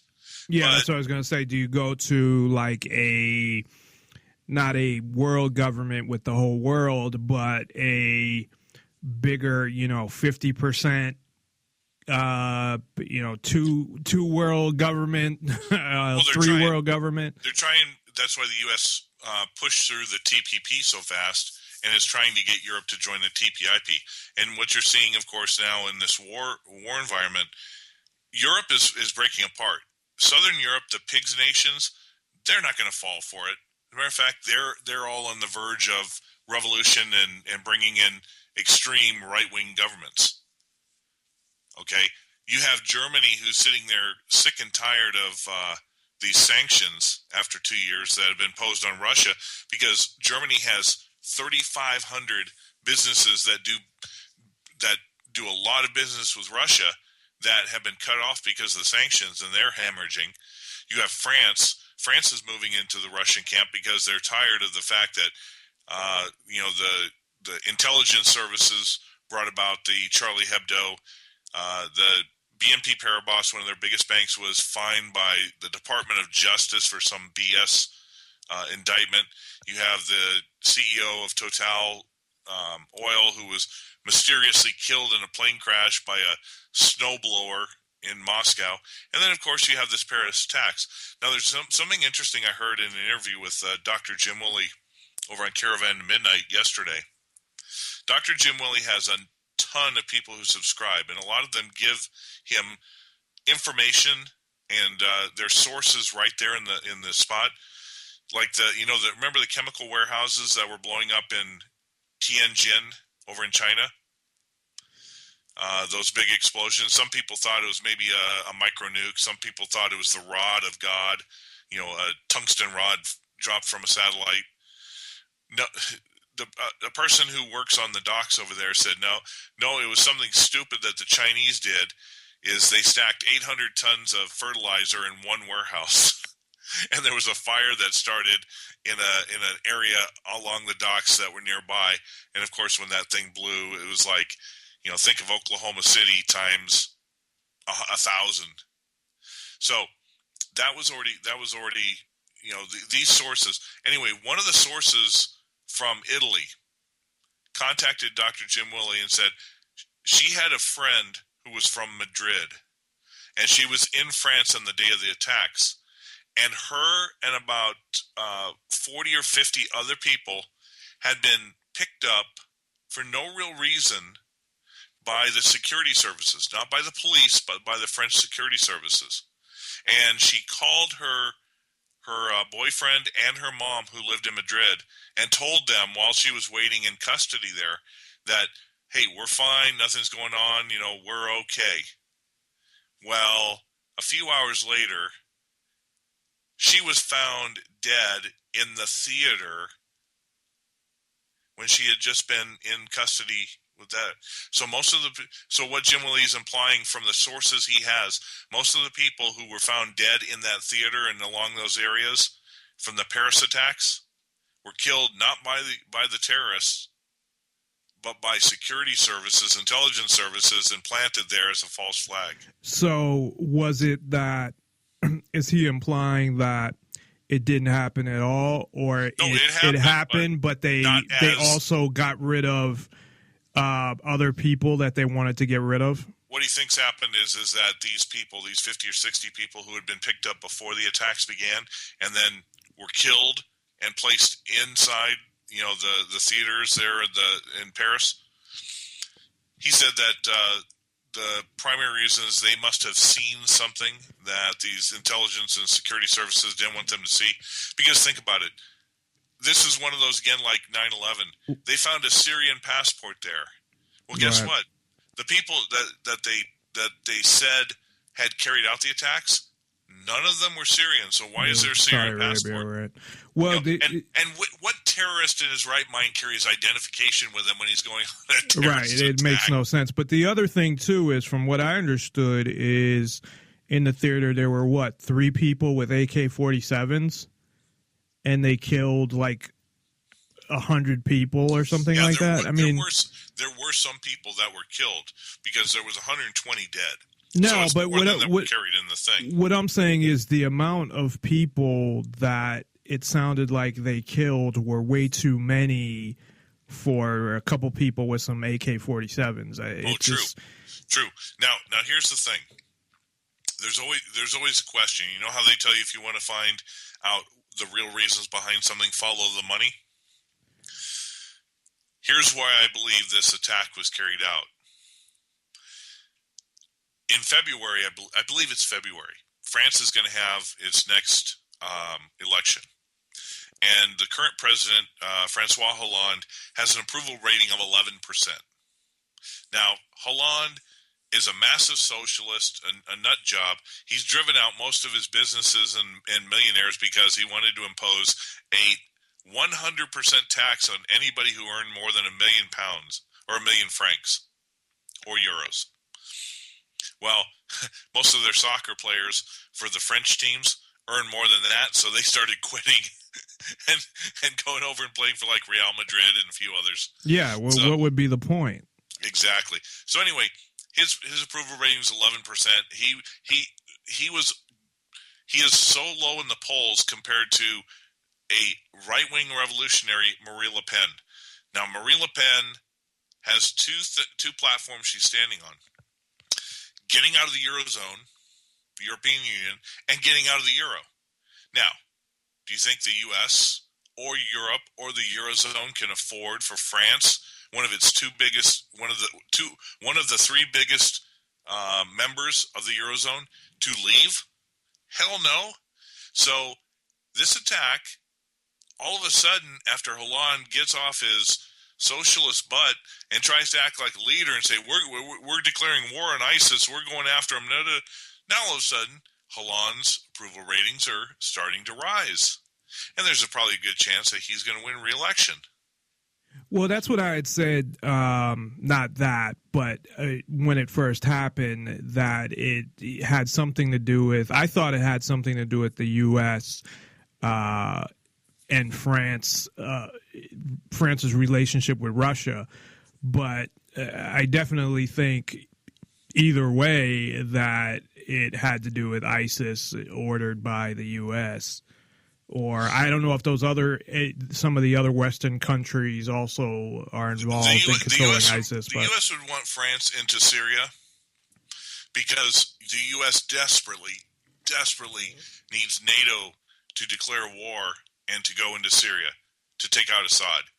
The U.S. could care less about ISIS. As a matter of fact, well, I look at ISIS as their proxy army that the CIA is controlling ISIS. That they brought them in the first place. It's more than the CIA. But here's the thing, okay? Russia put out and proved. If anybody wants to go look on Zero Hedge over the last 2 days. Russia came out and showed the satellite imagery plus all the documents. Erdogan, who's the leader of Turkey, and his son have been using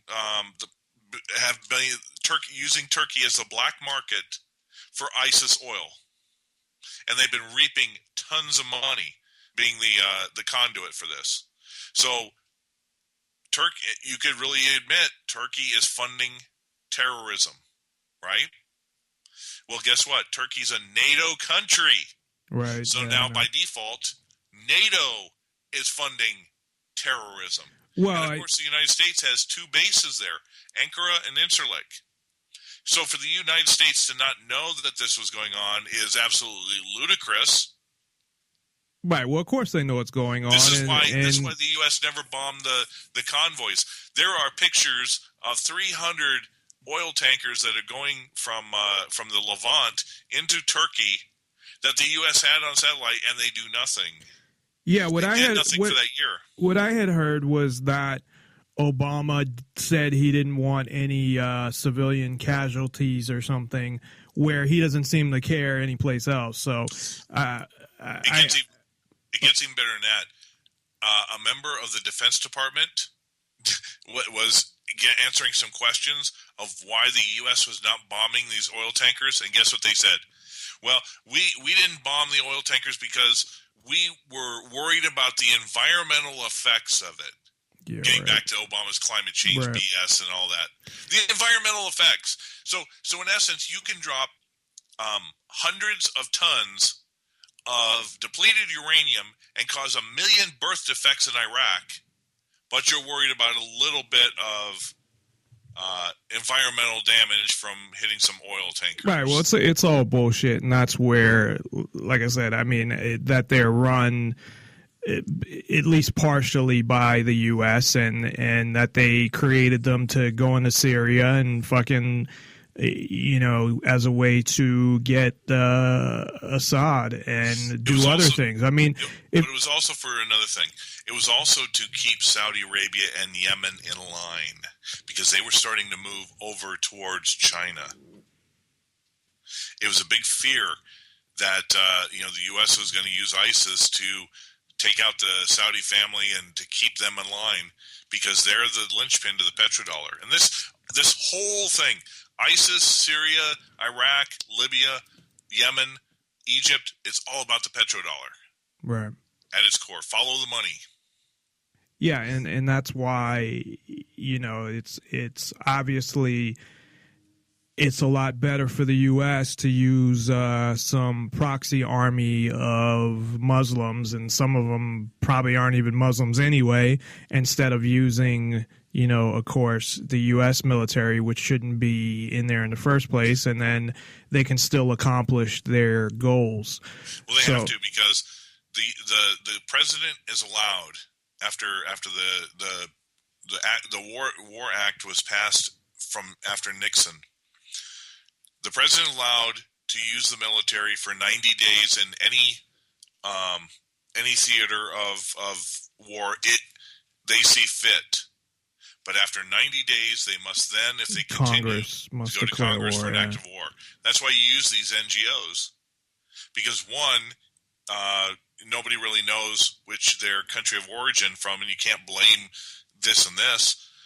And it avoids the demanding an act of war, which then the public would get up and scream and say, "What the hell are we doing in Syria?" No, it's obviously a perfect way to accomplish what you want to accomplish, just like a false flag or something like that. These are all things that governments can use to accomplish what they want to accomplish without breaking. Well, I mean, they're still breaking laws essentially, but without publicly, showing using the military or things like that.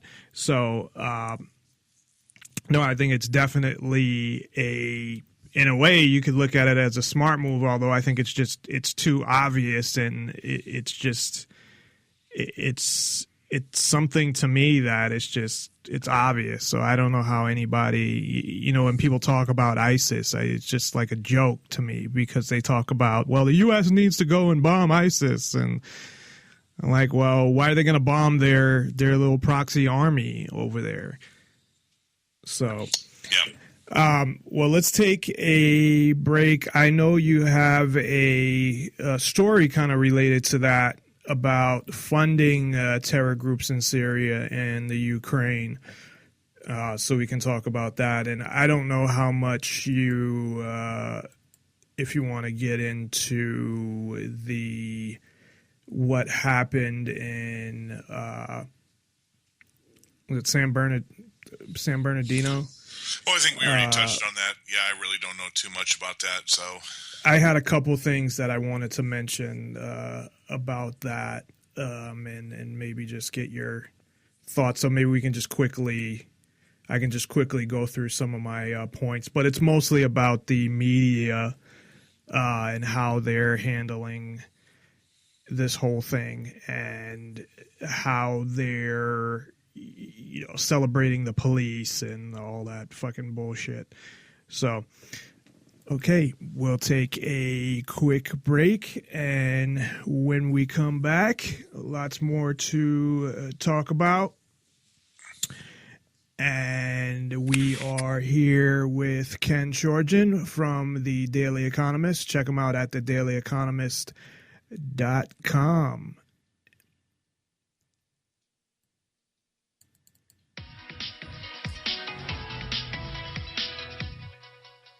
Garrett, thanks for joining us. Obviously, when these types of events happen, the first question on everybody's mind is, was this terrorism or wasn't it? From what we know so far, how would you characterize this case using the most modern definitions that we've come to accept? Oh, I think this is some version of terrorism. It looks like this is well planned. Long, heavy weapons, a lot of ammunition, explosives. It would appear to me they've been trained both in how to handle the AR-15s they apparently were using, explosives. They even know how to make explosives. We'll have to see, and had a large cache of weapons, ammunition, and explosives at their house, which tells me potentially that's why they were going back to the house, was to load up and go to the next location. So I think by anybody's definition, we don't really know their philosophical bent at this point, that this is some version of terrorism. Where does this investigation go right now? I mean, we know it's been reported that the male suspect recently traveled to Saudi Arabia. His girlfriend or wife had a passport from Pakistan. I mean, what are people looking at right now? What are investigators taking a hard look at? Who are they connected to? Who trained them? Where do the weapons come from? Where do the explosives come from? Who have they talked to or communicated with, whether through encrypted communication or otherwise, either overseas or around the country? All of that becomes extremely important as the FBI and other agencies try to figure out, are there other people like these two that sort of blended into the community and then launched this horrific act yesterday without anybody knowing that they were there? Given the information that I just talked about with the passport and his recent trip, is there a direction or a philosophy in where this investigation goes from here, with the idea that, yes, there is a good chance that this was a coordinated attack with other people involved? Well, it could be a coordinated attack. I guess my sense would be coordinated for these two. I mean, we didn't have backup attacks, but as I mentioned earlier, I think they were planning other attacks beyond the one we had yesterday. So we'll have to see. I mean, no one's jumped forward and taken credit. for these attacks. But, the real key for law enforcement is going to be, will their records, their social media, their phones, their computers, etc., take us or take them to other potential bad guys? A lot of people were surprised, Mr. Garrett, when a woman was involved in this case. We've seen it before, obviously, with the Paris attack as well. Is there anything that stands out to you as unusual about this case? We've not had in this country a woman that I'm aware of in recent times to actively participate, in other words, be an operator, if you will, in a terrorist attack. So that is definitely new. It will, I think, maybe change the view of law enforcement and the intelligence community as they start to look at potential shooters that are out in this community or this country as well as other countries. So they expect to see maybe more scrutiny of females that may have gotten a pass previously. Sure. And we hear the term sleeper cell a lot, and whether this was just these two individuals that were working together or coordinating with someone else, does this kind of expand how law enforcement locally, statewide, nationally will start examining some of these couples and not using the word profiling, but looking at the origin of some of these people and how they got to this country and how they gained citizenship? They will, but think about what a daunting task that would be, and a vast majority of them will have nothing to do with terrorism, that they're just honest folks who wanted to come to this country to make a better life. So even sorting through that question would be difficult. This really has to be driven primarily by what intelligence they can collect today. This is about future attacks, obviously.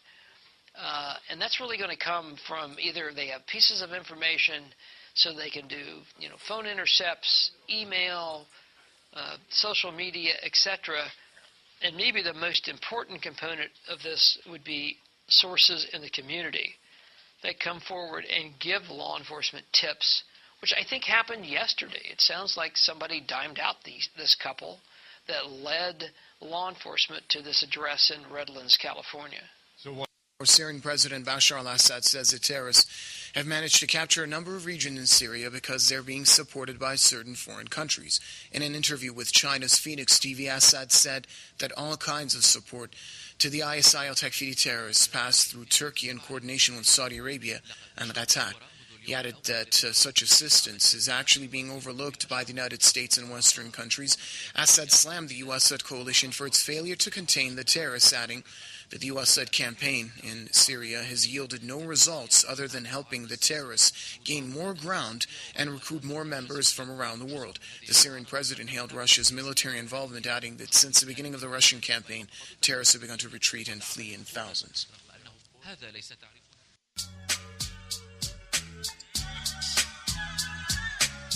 Promoting the ideas of true freedom and liberty, Nonpartisan Liberty for All Radio with Dave Bourne. And we are back. We are here with the Daily Economist, Ken Schortgen. If you'd like to call in, I don't think I've had a caller in weeks, actually, but 702-470-7664, 702-470-7664. You can always ask Ken a question. He's I was going to say something of knowledge. You're a big something of knowledge. I don't know. I can't find an adjective there. Or you can Skype in at Nonpartisan Liberty for All and send a contact request and just your name and where you're calling from and what you want to talk about. So I just wanted to go through this real quick. I was actually going to go through it before you had called in, but I had more important things to talk about, like herpes. So I just wanted to go through this real quick because it seems that I know in general you're familiar with, all these so-called terrorist attacks, at least a lot of them. And just as an aside, was the Boston bombing something that you had looked at, or was it more, kind of out of your realm as far as what you focus on or wanted to focus on? Well, most of the terror attacks, I really don't focus that much unless they have a monetary or financial spin. Right. But frankly, if anybody has an interest, there's a video that John B. Wells, who used to be on Coast to Coast AM, he's got his own radio show now, Caravan to Midnight. He did a 3-hour special with some investigative journalists who took the pictures and went frame by frame and looked at all the different avenues and pretty much showed that it was a staged event. And you go out to YouTube and just do Caravan to Midnight Boston bombing, and that 3-hour thing with videos and pictures and the whole 9 yards. Yeah, that pretty much will show, plus the fact that the FBI was having an exercise that day. So, anytime that the government's doing an exercise, you better be prepared for some type of event to take place. Yeah, just like in Paris. Paris was having a terrorist exercise. Yeah, I had known that as well. Yeah, the Boston bombing, I followed that very closely, especially since I used to live in Boston, and there's just a whole bunch of stuff. I mean, even the bag that they claim he had dropped, the second brother, they showed all this video of them, but they never showed that. Not even the governor of Massachusetts has seen it. It's because they don't have it because it didn't happen. But that's just one thing out of a whole bunch. But there's just a couple things I wanted to go over just briefly regarding this so-called attack, terror or so-called terrorist attack. I don't know if this is a false flag or what, but they did turn it into a celebration of the police. But they said how brave they were and all this stuff, but the police had actually brought out a fucking bear cat, brought out the SWAT team, brought out all these officers, and they showed a video where a cop said, well, if someone's going to get shot, it's going to be me, not any of you. But I think what he meant was he was in front of them when he was leading them out. So when they got there, the quote-unquote terrorists weren't even there. So this whole they've done it every day. Greta Van Susteren did it 2 days in a row where she celebrated the police and said, well, everybody needs to thank the police. They're trying to, kind of like they do with, like you gave the example in France of maybe something going on there and how the president's approval rating has gone up and he's probably going to end up getting reelected. It's like they're trying to use this as a way. There have been three times this in the last 10 days that there's been a shooting that Obama, the first thing he does, gets on the TV and demands gun control. Yep, he did that. I was going to mention that as well. But what he's doing now is these are the two things he's doing. And he used to do this before, but he stopped. The terrorist watch list, the no-fly list, he keeps bringing up the no-fly list. Now, to get on the no-fly list, there's no you don't have to go to court. There's no any process that they have to go through. They can just put you on a list. So essentially, they want the ability to be able to say, well, that Ken Schortgen guy, we don't want him to have a gun. We're going to put him on the no-fly list. I mean, basically, that's what they would be able to do if they had passed that law, because there's no due process. The question you have to really at stake in all this is, with the NSA spying and surveillance and getting every single piece of communication. I was going to bring that up too. Which terror attack has the NSA or the CIA or the FBI stopped? Well, they claim that they've stopped thousands. Yeah, but then in Congress, when they were put under oath, right? They stopped. No, they stopped none. But no, when they leaked that stuff to the media, but when they're under oath in front of Congress, the head of the FBI said, "We have stopped none." Well, you had I don't know if you've seen this. Judge Napolitano did a thing where they what the FBI will do, and I'm sure you've heard about this, where they'll take somebody who's delinquent or homeless or whatever, and who might have tendencies, and then they'll try to coax him into becoming a terrorist, and then they capture him and said, "We capture terrorists." Yeah. Well, there was one that they had. I heard they were actually talking about on Free Talk Live, where the guy was going to back out because he had got a job and said, "No, I don't want to do this," and they actually coaxed him back in. So yeah, they'll usually find like guys on the internet that are like college kids that are just angry, and they'll give them everything. And that's what I'm thinking about this. I mean, I don't know if that's what happened here, but the first thing that comes to mind is, of course, the FBI. But then they actually let them do it. And they had talked about pipe bombs and stuff like that, which kind of makes no sense because they didn't use any of them. And you got to remember too, there's still parts of this story coming out. True. The individual, the male, is a native born here. Yeah, he was born in like Michigan or something, or Ohio. Yeah, his parents are from somewhere else. But his wife... Pakistan. His parents are from Pakistan, but yeah, he was born here. His wife was born in Pakistan too, but he met her in Saudi Arabia. And he went to Saudi Arabia recently. Yeah, and earlier this year. Well, that's the whole thing is they also had said that he was, on the internet looking up all this stuff. He has all these Facebook friends who were investigated.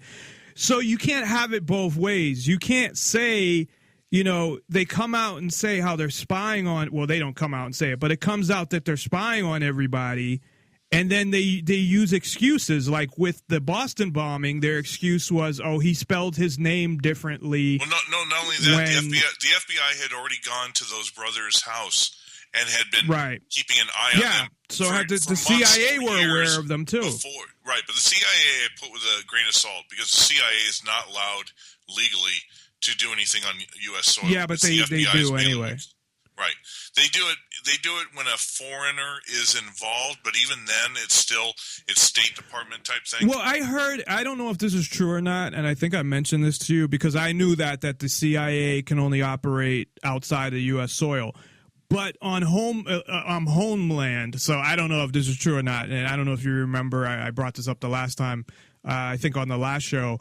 They had said unless another agency is, with them or something, like if they're with the FBI. That's why I put the caveat legally doing it. Everybody knows they're doing it. Okay, the drug trade that's coming in, that goes back to Vietnam War, the Cambodian trade, the Contras. Well, yeah, the drug trade. Ricky Ross, that whole story too. Yeah. Well, Bill Clinton's tied to it when he was the Arkansas governor. The drugs used to fly into like Mena Airport, which is a small airport outside Little Rock.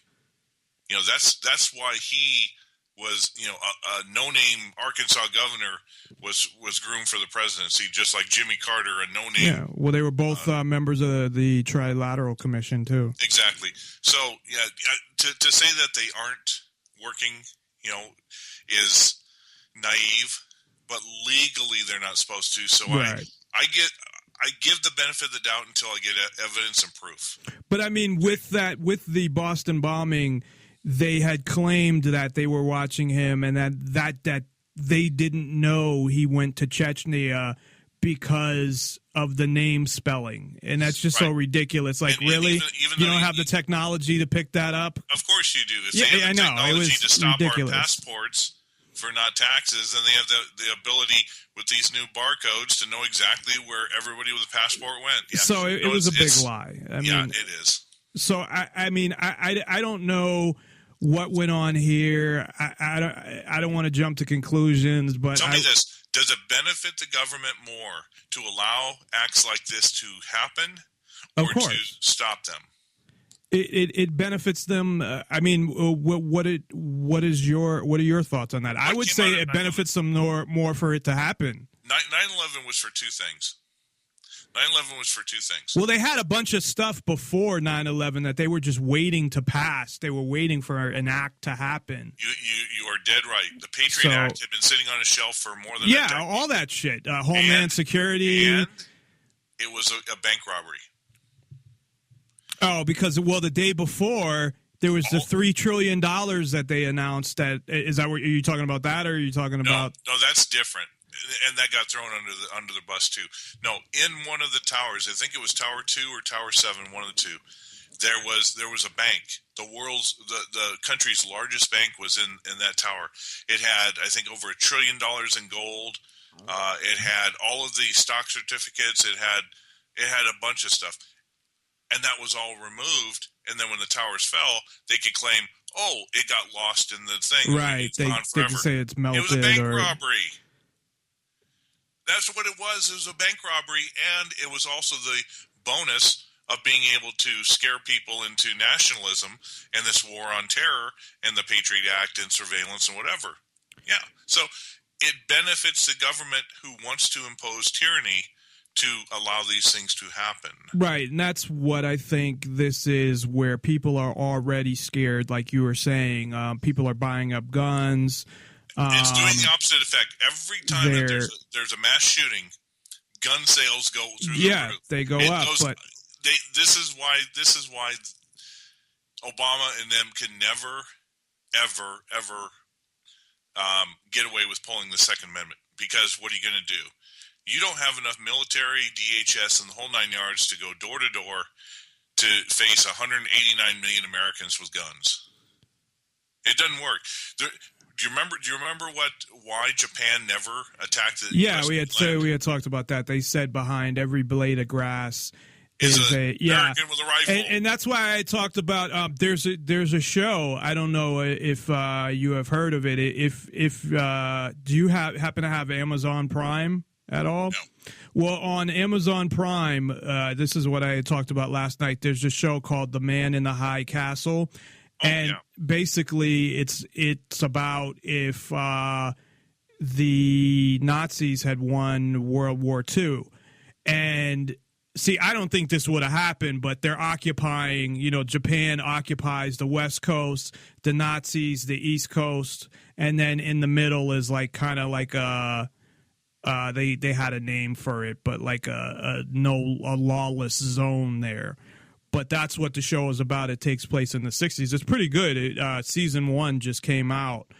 But I don't think that would happen because for that reason, being one of them. But supposedly they dropped the bomb on D.C. because they had got the bomb first and they assassinated. It's based on a book by Philip K. Dick.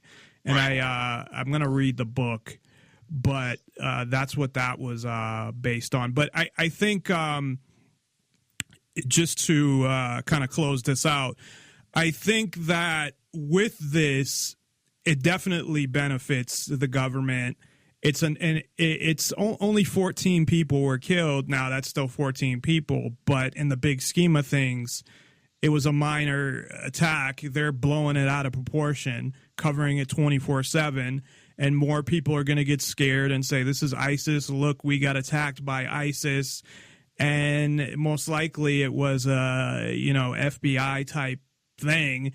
And really what they did, anybody could do. I mean, all they did was get a couple guns and shoot up a place. Right. It's not like they did something where they violated some big form of security. You know what I mean? But they're blowing it out of proportion. So, well, the other side of the coin is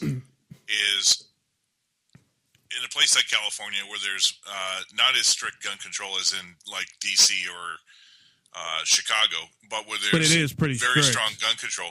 Yeah,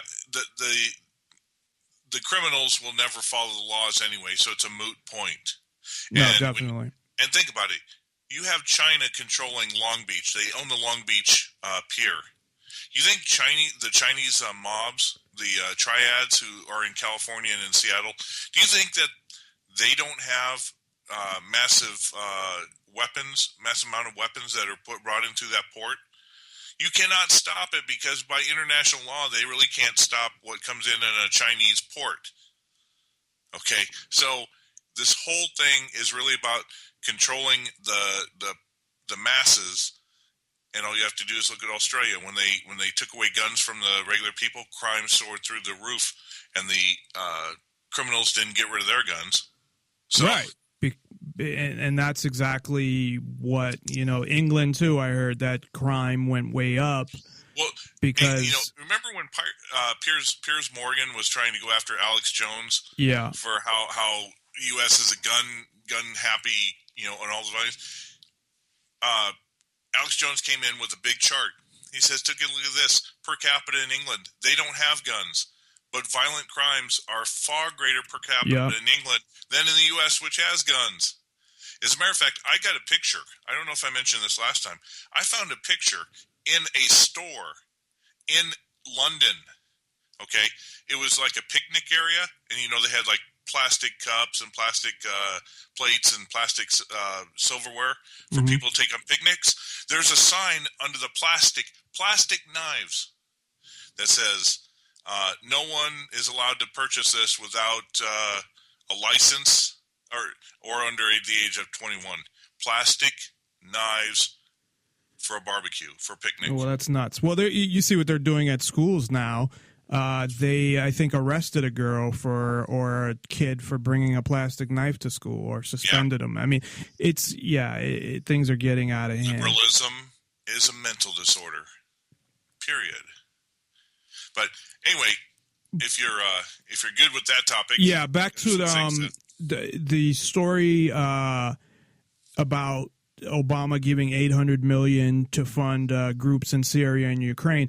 And you know what? Ukraine is something that has kind of gone off the map as far as the media talking about it, but I'm assuming there's still stuff going on there. It's just not, being talked about. There is, but you remember the media only speaks what the government tells it to speak. Right. So NATO is not interested in Syria and in Ukraine anymore. The U.S. was hoping that NATO would go in there and start moving military and start, making a NATO thing on Russia's borders.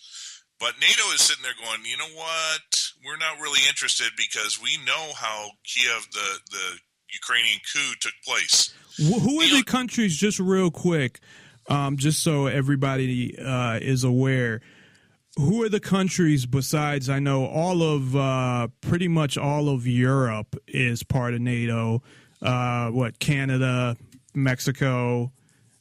No, they're not part of NATO. They're not Canada, Mexico. No, Turkey is. I know Turkey is. Cyprus is. England. France. Pretty much. And NATO, all NATO was a peace pact to fight the Soviet Union. Just like the Soviet Union with their satellite states created the Warsaw Pact. So it's not even that many countries? Well, it's enough, but it's really not. It has no value anymore because there's no Soviet Union. Right. It just didn't break why? Up. But supposedly there's the treaty that if one of those countries is attacked, that they have to come to their aid. And then you got Turkey, and Turkey having issues with Russia, and they had talked about that. Now you hit on an interesting point. Why did NATO did not accept Turkey's call for Article 4? It's either Article 4 or Article 5 in the NATO Charter. The reason is that Europe knew that Turkey did this on their own accord, or the U.S. told them to. And that was the blow up that the Russian jet that they shot down. And Russia says that they were not in Turkey airspace. They were bombing ISIS. And Turkey claims that. What do you think the truth is there? That I'll tell you the whole scoop. There's a couple scenarios, but this is something people don't realize. Assad does not control all of Syria. there's a quote unquote free Syrian army, which is right. really terror groups of al-Nusra and al-Qaeda and all the others that came up from Benghazi after they knocked out Libya. Anyway, Turkey over the past couple years has sliced off parts of Syria. 2 years ago, this was not parts of Syria were not part of Turkey. Now Turkey claims that they do this. The strip that supposedly was flown over by Russia, the longest that they would have crossed over into that area, if they did, was 17 seconds. Now, Turkey claims that they gave 10 warnings. 10 warnings. Well, obviously, you can't do that in 17 seconds. Right. The second thing is if you're crossing over into that space 17 seconds, how quickly can you activate a SAM surface terror missile and shoot that down? So you're saying they had it pretty much planned the whole time when they were gonna they were followed back into Syrian airspace if they did that. And this is the reason why, once the evidence came out, now that Erdogan has been proven that he's working and funding ISIS, NATO wants nothing to do with Turkey. And so Turkey was not attacked; they were the aggressor. So Article 4 or Article 5 does not work. They can't call on it to call NATO to come defend them. Secondly, they're sitting there going, Europe is going, we don't want anything to do with this because Russia now has legal authority to attack Turkey. They were fired upon because Russia had the radar maps and they showed it out, and their aircraft didn't even cross over into Turkey. So Russia was killed in this area. Thirdly, before all of these countries started going to attack ISIS, there was a treaty that was signed in Washington, D.C. It was called the De-Confrontation or De-Escalation Agreement, because all of these different militaries are going to be all in the same area. So if there's the potential of a conflict between, say, like a French jet and a Russian jet, or U.S. and or Iraqi or Turkey or whatever, they would first seek reasons and not shoot first. Turkey had signed that. They didn't even bother to ask why they were crossing in airspace. If they did, they just fired. So they broke the treaty. They were the aggressors, and then they're funding ISIS. And that's why NATO didn't want anything to do with it. And now it's given Russia provocation to move number of ships right on the coast of Turkey in the Black Sea to also bring in new aircraft that Turkey can't shoot down. And they brought in their, I think, S-400 missile trucks that are right now on the border of Turkey. And NATO and the U.S. are not saying a single word. Russia has now taken over military control over southern Syria, and they're just going to blast ISIS to Kingdom Come. Does Turkey have nuclear weapons? They do, right? Oh, no. Well, I take that back. Interestingly enough, Turkey did have nuclear weapons, but it was in 1963. And when the Cuban Missile Crisis occurred, when finally Russia backed down, Kennedy, part of the promises to Russia, saying, if you don't put missiles in Cuba, we will pull out our missiles from Turkey. Now, the question is, they're not supposed to have them in Turkey, but does the U.S. still have them? That's the question. So it wasn't Turkey's missiles, it was right. U.S. missiles that they were storing in Turkey. Oh, God, yeah. Yeah. So why not dissolve NATO at this point? Because the U.S. pretty much controls Europe. As long as you have the dollar as the reserve currency, and all countries have to do the dollar, if one country was going to pull out of NATO, then they'd get sanctions just like Russia, and they'd get cut off from SWIFT, and their economy would collapse. It's all about money. Follow the money. The dollar is the king. Well, in the event that with Turkey, if they want to remove a country from NATO, do they have in their charter or you whatever can they have leave NATO? Well, I mean that they can kick them out of NATO. Yeah, they could probably kick them out if they had a vote. But if they left NATO, then would Turkey then kick out the U.S. bases in Incirlik and Ankara? I don't think so, because Ankara is the primary place where Afghani heroin comes in before it's distributed out to the rest of the world. Oh, so that's like the processing plant for heroin? It's the NATO base that the U.S. brings in aircraft that doesn't have to be checked, and, That's nice. Yeah, it's all about money. But anyway, getting back to Obama, do you remember the story a few months ago where the Defense Department had to answer because they had set aside $500 million to train Free Syrian Army fighters to fight Syria? I know that they were. They found out that the money had only gone, and they had actually trained only like 4 or 5 people. It was a complete waste. So the public started asking where the money is. Was that the guys that McCain had went and visited and said, "Oh, we need to give these guys money and train them"? And yeah, McCain's got pictures of standing with with Al Qaeda and Al Nusra, the quote unquote Free Syrian Army, but they're really terror groups on the watch list. And McCain also has some private emails that were found that he is in communicate with the leaders of ISIS. That's why you haven't heard much from McCain lately. He's keeping very quiet because he should be thrown, hung for treason. Well, of course he won't be, and nothing will happen, and he'll probably get reelected again. We'll see. He's lost a lot of face. He's pretty old too, so isn't he in his 70s now? So hopefully he'll just retire, but I guess we'll see. Anyway, that was $500 million over from the last defense appropriation. Well, on Thanksgiving night, Obama signed the new defense appropriation bill, and inside is $800 million to aid both the moderate rebels in Syria and to funnel money to the Kiev regime. What's in there when they say moderate rebels? Do they actually explain what the criteria is to? No, they just call them the Free Syrian Army.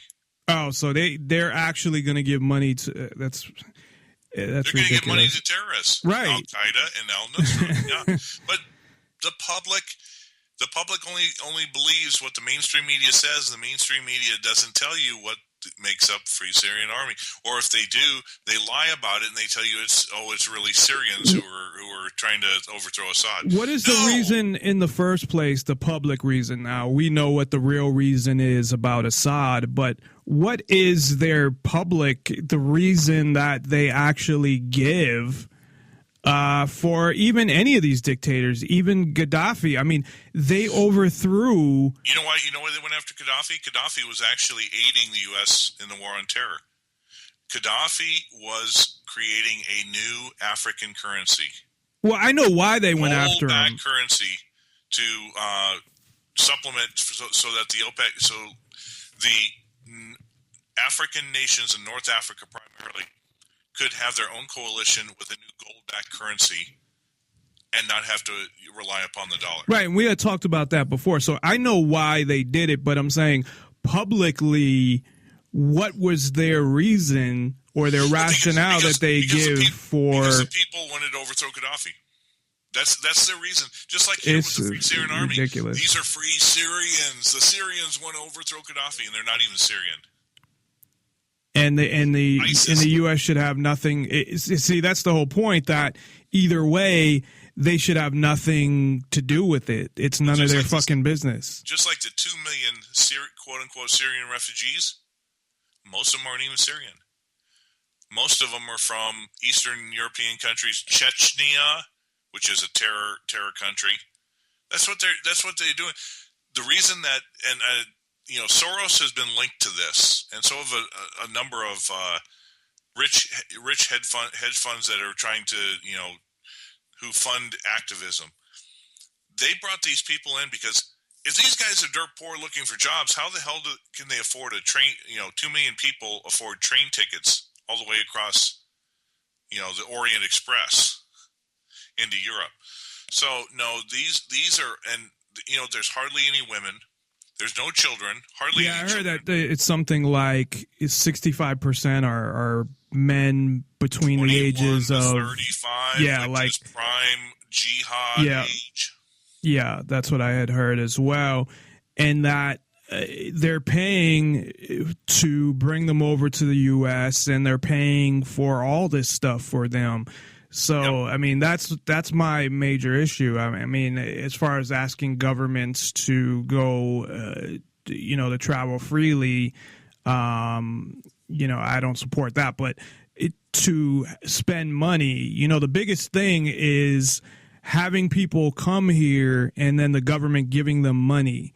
And that's the biggest issue, I think, at least to me. The government was giving families $6,000 a month for all those quote-unquote children that were coming up from the border a year and a half ago. Well, I don't think they should be giving anybody money for anything. I don't think any of that shit should exist. Not even people that live here. That should be a charity thing, and I think the private sector would do it better. It's just everybody thinks that, well, the government will take care of it, so nobody does it, plus they're taxed. But I got a novel concept. Let's get the hell out of the Middle East. Well, you need to do that these too. People won't be refugees, and they won't do this stuff. Well, but I'm not just talking about them. I'm talking about even here that I don't think any of these programs should exist. By the way, the interesting thing is that a lot of states and a lot of congressmen are fighting bringing in Syrian refugees because Obama wants to bring in 10,000 a month. Well, the interesting thing is they came out and said that, well, we can vet them. We know how to vet them. The Boston bombers were refugees themselves. Well, why didn't they vet them? They didn't do it anyway, but no, but there's no way to vet all these people. Right. And we've had refugees that have caused problems for a long, long time. We had the Viet Cong brought in the Hmong, in the 70s. Remember that movie with Clint Eastwood? Where he's got that car and he's you had brought that up, Gran Torino. You had brought that up before. Well, even look at Scarface. I mean, that was based on the Cuban refugees that they took in the 80s. Exactly. You cannot bring someone who is not interested in assimilating. Well, because they throw them into a culture. Sometimes, like in the Cuban scenario, they just wanted to get rid of all their criminals, so they sent them all and said, we're just gonna send them to the U.S. so we don't have to deal with them. Yeah, but the thing is Cuba used to be open, so there were a lot of Cubans. I mean, really good people that were living in Florida that were Cuban citizens that got really screwed. Because Castro took away a lot of their land and property, and then they bailed and went to Florida. So they were pretty much Americanized, and they were happy with it. But there's still a lot of Cuban, criminal types that did make it in. But you really don't hear too much about that. Though there is still a lot of crime in Florida. Tourists should not go there from other countries. Certain parts, yeah. I know we're running toward the head. There's a few things I wanted to mention. I talked about why the Fed passed this rule so that they were getting rid of their too big to fail, and they were going to not give emergency funds to as a lender last resort. There are three different scenarios that are potentially coming up, and it's all tied to the oil price. Now, the oil is sitting at about $40 a barrel, but it's going to go much, much lower because the whole world is now in a global recession. Contrary to what Wall Street, the stocks are doing, which is just artificially pumped up. Oil is, if oil prices are down, then it's a global recession because nobody's buying it. It's just the inventories are through the roof. There are three things that are important, and it's tied partially to the fracking. It's tied partially to when these banks borrowed at 0% interest from the Fed, they had to put their money somewhere, so they started investing in these oil hedges and these oil contracts. Some of the companies that a year ago, when oil prices were about $80 or $100, they bought futures contracts saying that they would sell their oil for a year at $100 a barrel. So as the price has gone down to 40, they're fine. They've been fine because of these future contracts, they can get $100 and they're getting a little bit of profit. As we get into January and February, that year-long hedge is over. And these companies need between $80 and $100 just to break even. And with oil at $40 and expected to go down to $25 or $30, you're going to see not only all these companies start going bankrupt, but the banks that loan money to them, the junk bonds, which are in the trillions now, are all going to default. These banks can't afford to have defaults of this magnitude. The second thing that's happened is... So what do you mean when you say default, that when they go in to get their money for the bonds, that the banks aren't going to be able to pay them? Yeah, because there's no oil being produced, and all the businesses that they bought the bonds to capitalize are going to all go bankrupt when they can't afford the profits from oil. Right. So these are like bonds that they use. They bought the bonds and then they gave the money to, say, like a company like Kinder Morgan who does oil research, drilling, and refining. These companies, when all of a sudden they can't make a profit in the oil, they're going to really become insolvent. And then they can't make payments on these bonds, on these loans, and then, of course, the banks are going to get, because they're going to default, the banks are going to have to eat it and take the losses. So the banks are going to go, some of those banks are going to go under. Exactly. It's going to start a domino effect. And the Fed, of course, like I said, just said that they're not going to lend them emergency money even if they're bankrupt. So they're going to take whatever's in their bank, in their savings or whatever. Yeah, and most banks do not have a lot of savings. Forget about it. The second thing that's going to happen. Well, I meant what's in people's savings accounts. Well, yeah, they're going to bail. Exactly, that's a trigger for bailing. But it's going to be even greater than that. The money that they take from people's businesses, retirement funds, pension funds, 401ks, that's not even going to be enough. But there's another thing that's sitting on the horizon. Like I said, it's a global recession. Goldman Sachs in 2008 said the emerging markets are going to be the best growing markets for 100 years. That was a quote from them back in 2008. Well, because of that, banks lent emerging markets, and most of these emerging markets don't produce anything. They're just all commodities. Like they got mines, they got oil, they got things like that. To the tune of $6 to $11 trillion, they've got loans out there. All of these emerging markets are now in recession, and with commodity prices and deflation down to bare bones, that they're not making any money selling any resources, they can't make their payments on this debt. So you have the potential not only of the oil hedges and derivatives failing, but you also have the default on the $6 to $11 trillion in emerging market debt that is owned by Western banks and U.S. banks. These things are set to hit in about January or February of next year, within a couple months. These are three black swans that potentially could kill the dollar, destroy the banking system, and then knowing this, the Fed pulls this, removing the lender of last resort. The Fed knows that the banks would be begging them for trillions and trillions of dollars of bailouts if these things start to come. So that's why the Fed did it. Is that finalized and everything? That wasn't just a proposal that they put out there? This was passed on Monday. So that's been finalized then. As a matter of fact, it was confirmed by Massachusetts Senator Elizabeth Warren, who told CNN Money that law was passed. It wasn't a congressional law. It was an internal law by the Fed. Fed's a private corporation. The Congress can't do anything, unless they take back their charter. Right. So you've got the Fed seeing on the horizon. But the U.S. government could, if they wanted to, print a bunch of their own dollars. I don't know. If they took the monetary policy and printing away from the Fed and did it nationalized. That's what they could do. And they, you know what? If they did that and they printed all, tens of trillions of dollars to pay off all these debts, it would not be that bad. Well, they'd at least eliminate any interest.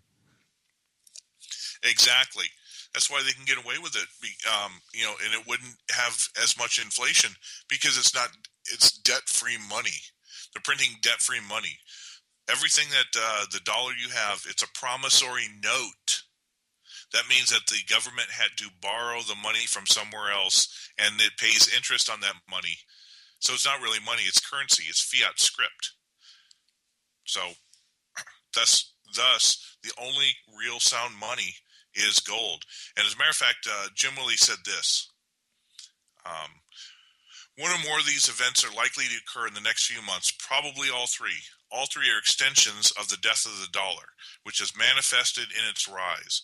Like a balloon that's going to pop. The system will not be able to withstand the shock. Systemic breakdown will give way to failure of the entire monetary system upon which the dollar rests. The gold standard will be urged on, first in trade, then in banking, finally in currency. The dollar will be swept aside, its rubble and dustbin of history, the memories likened to Rome during the Nero period. So that video you sent me, this is a reference to it. Oh, the email that I got that was addressed to you. Every monetary system that is messed with collapses eventually. We are now from 1973 when the petrodollar was started, 1971 when we went off the gold standard, we've had a purely fiat currency. The average fiat currency in history is 30 years it lasts. We've gone a little bit farther only because we're the reserve currency, and we've held it together with our military and by forcing Saudi Arabia and OPEC to sell oil in dollars. That's going away. China on Monday was officially brought into the IMF as one of the 5 recognized reserve currencies. They've opened up bond hubs in 4 different places: London, Frankfurt, South Korea, and Russia. What are the other 4 besides the dollar?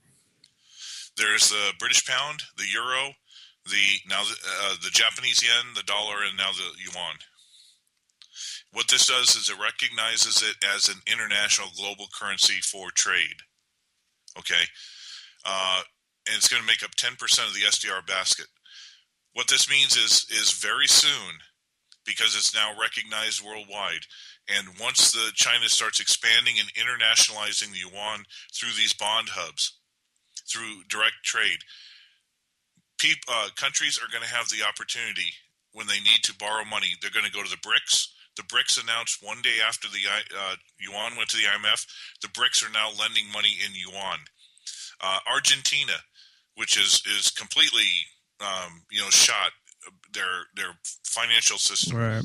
They're calling for all of Latin America to transition to the yuan and get rid of the dollar. Once this starts happening and countries have an opportunity, here's a prediction I'm going to make in the next 3 to 6 months. Saudi Arabia is going to start selling oil in yuan.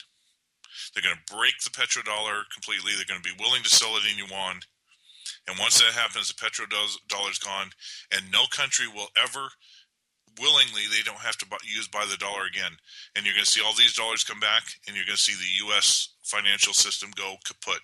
Once that happens, and China has enough yuan and RMB currency out in the world to facilitate and be able to handle all these countries buying the yuan and doing trade in that, they're going to first do, as Jim Willie says, a gold trade note, then gold backing the banking systems, and then gold backing the currencies.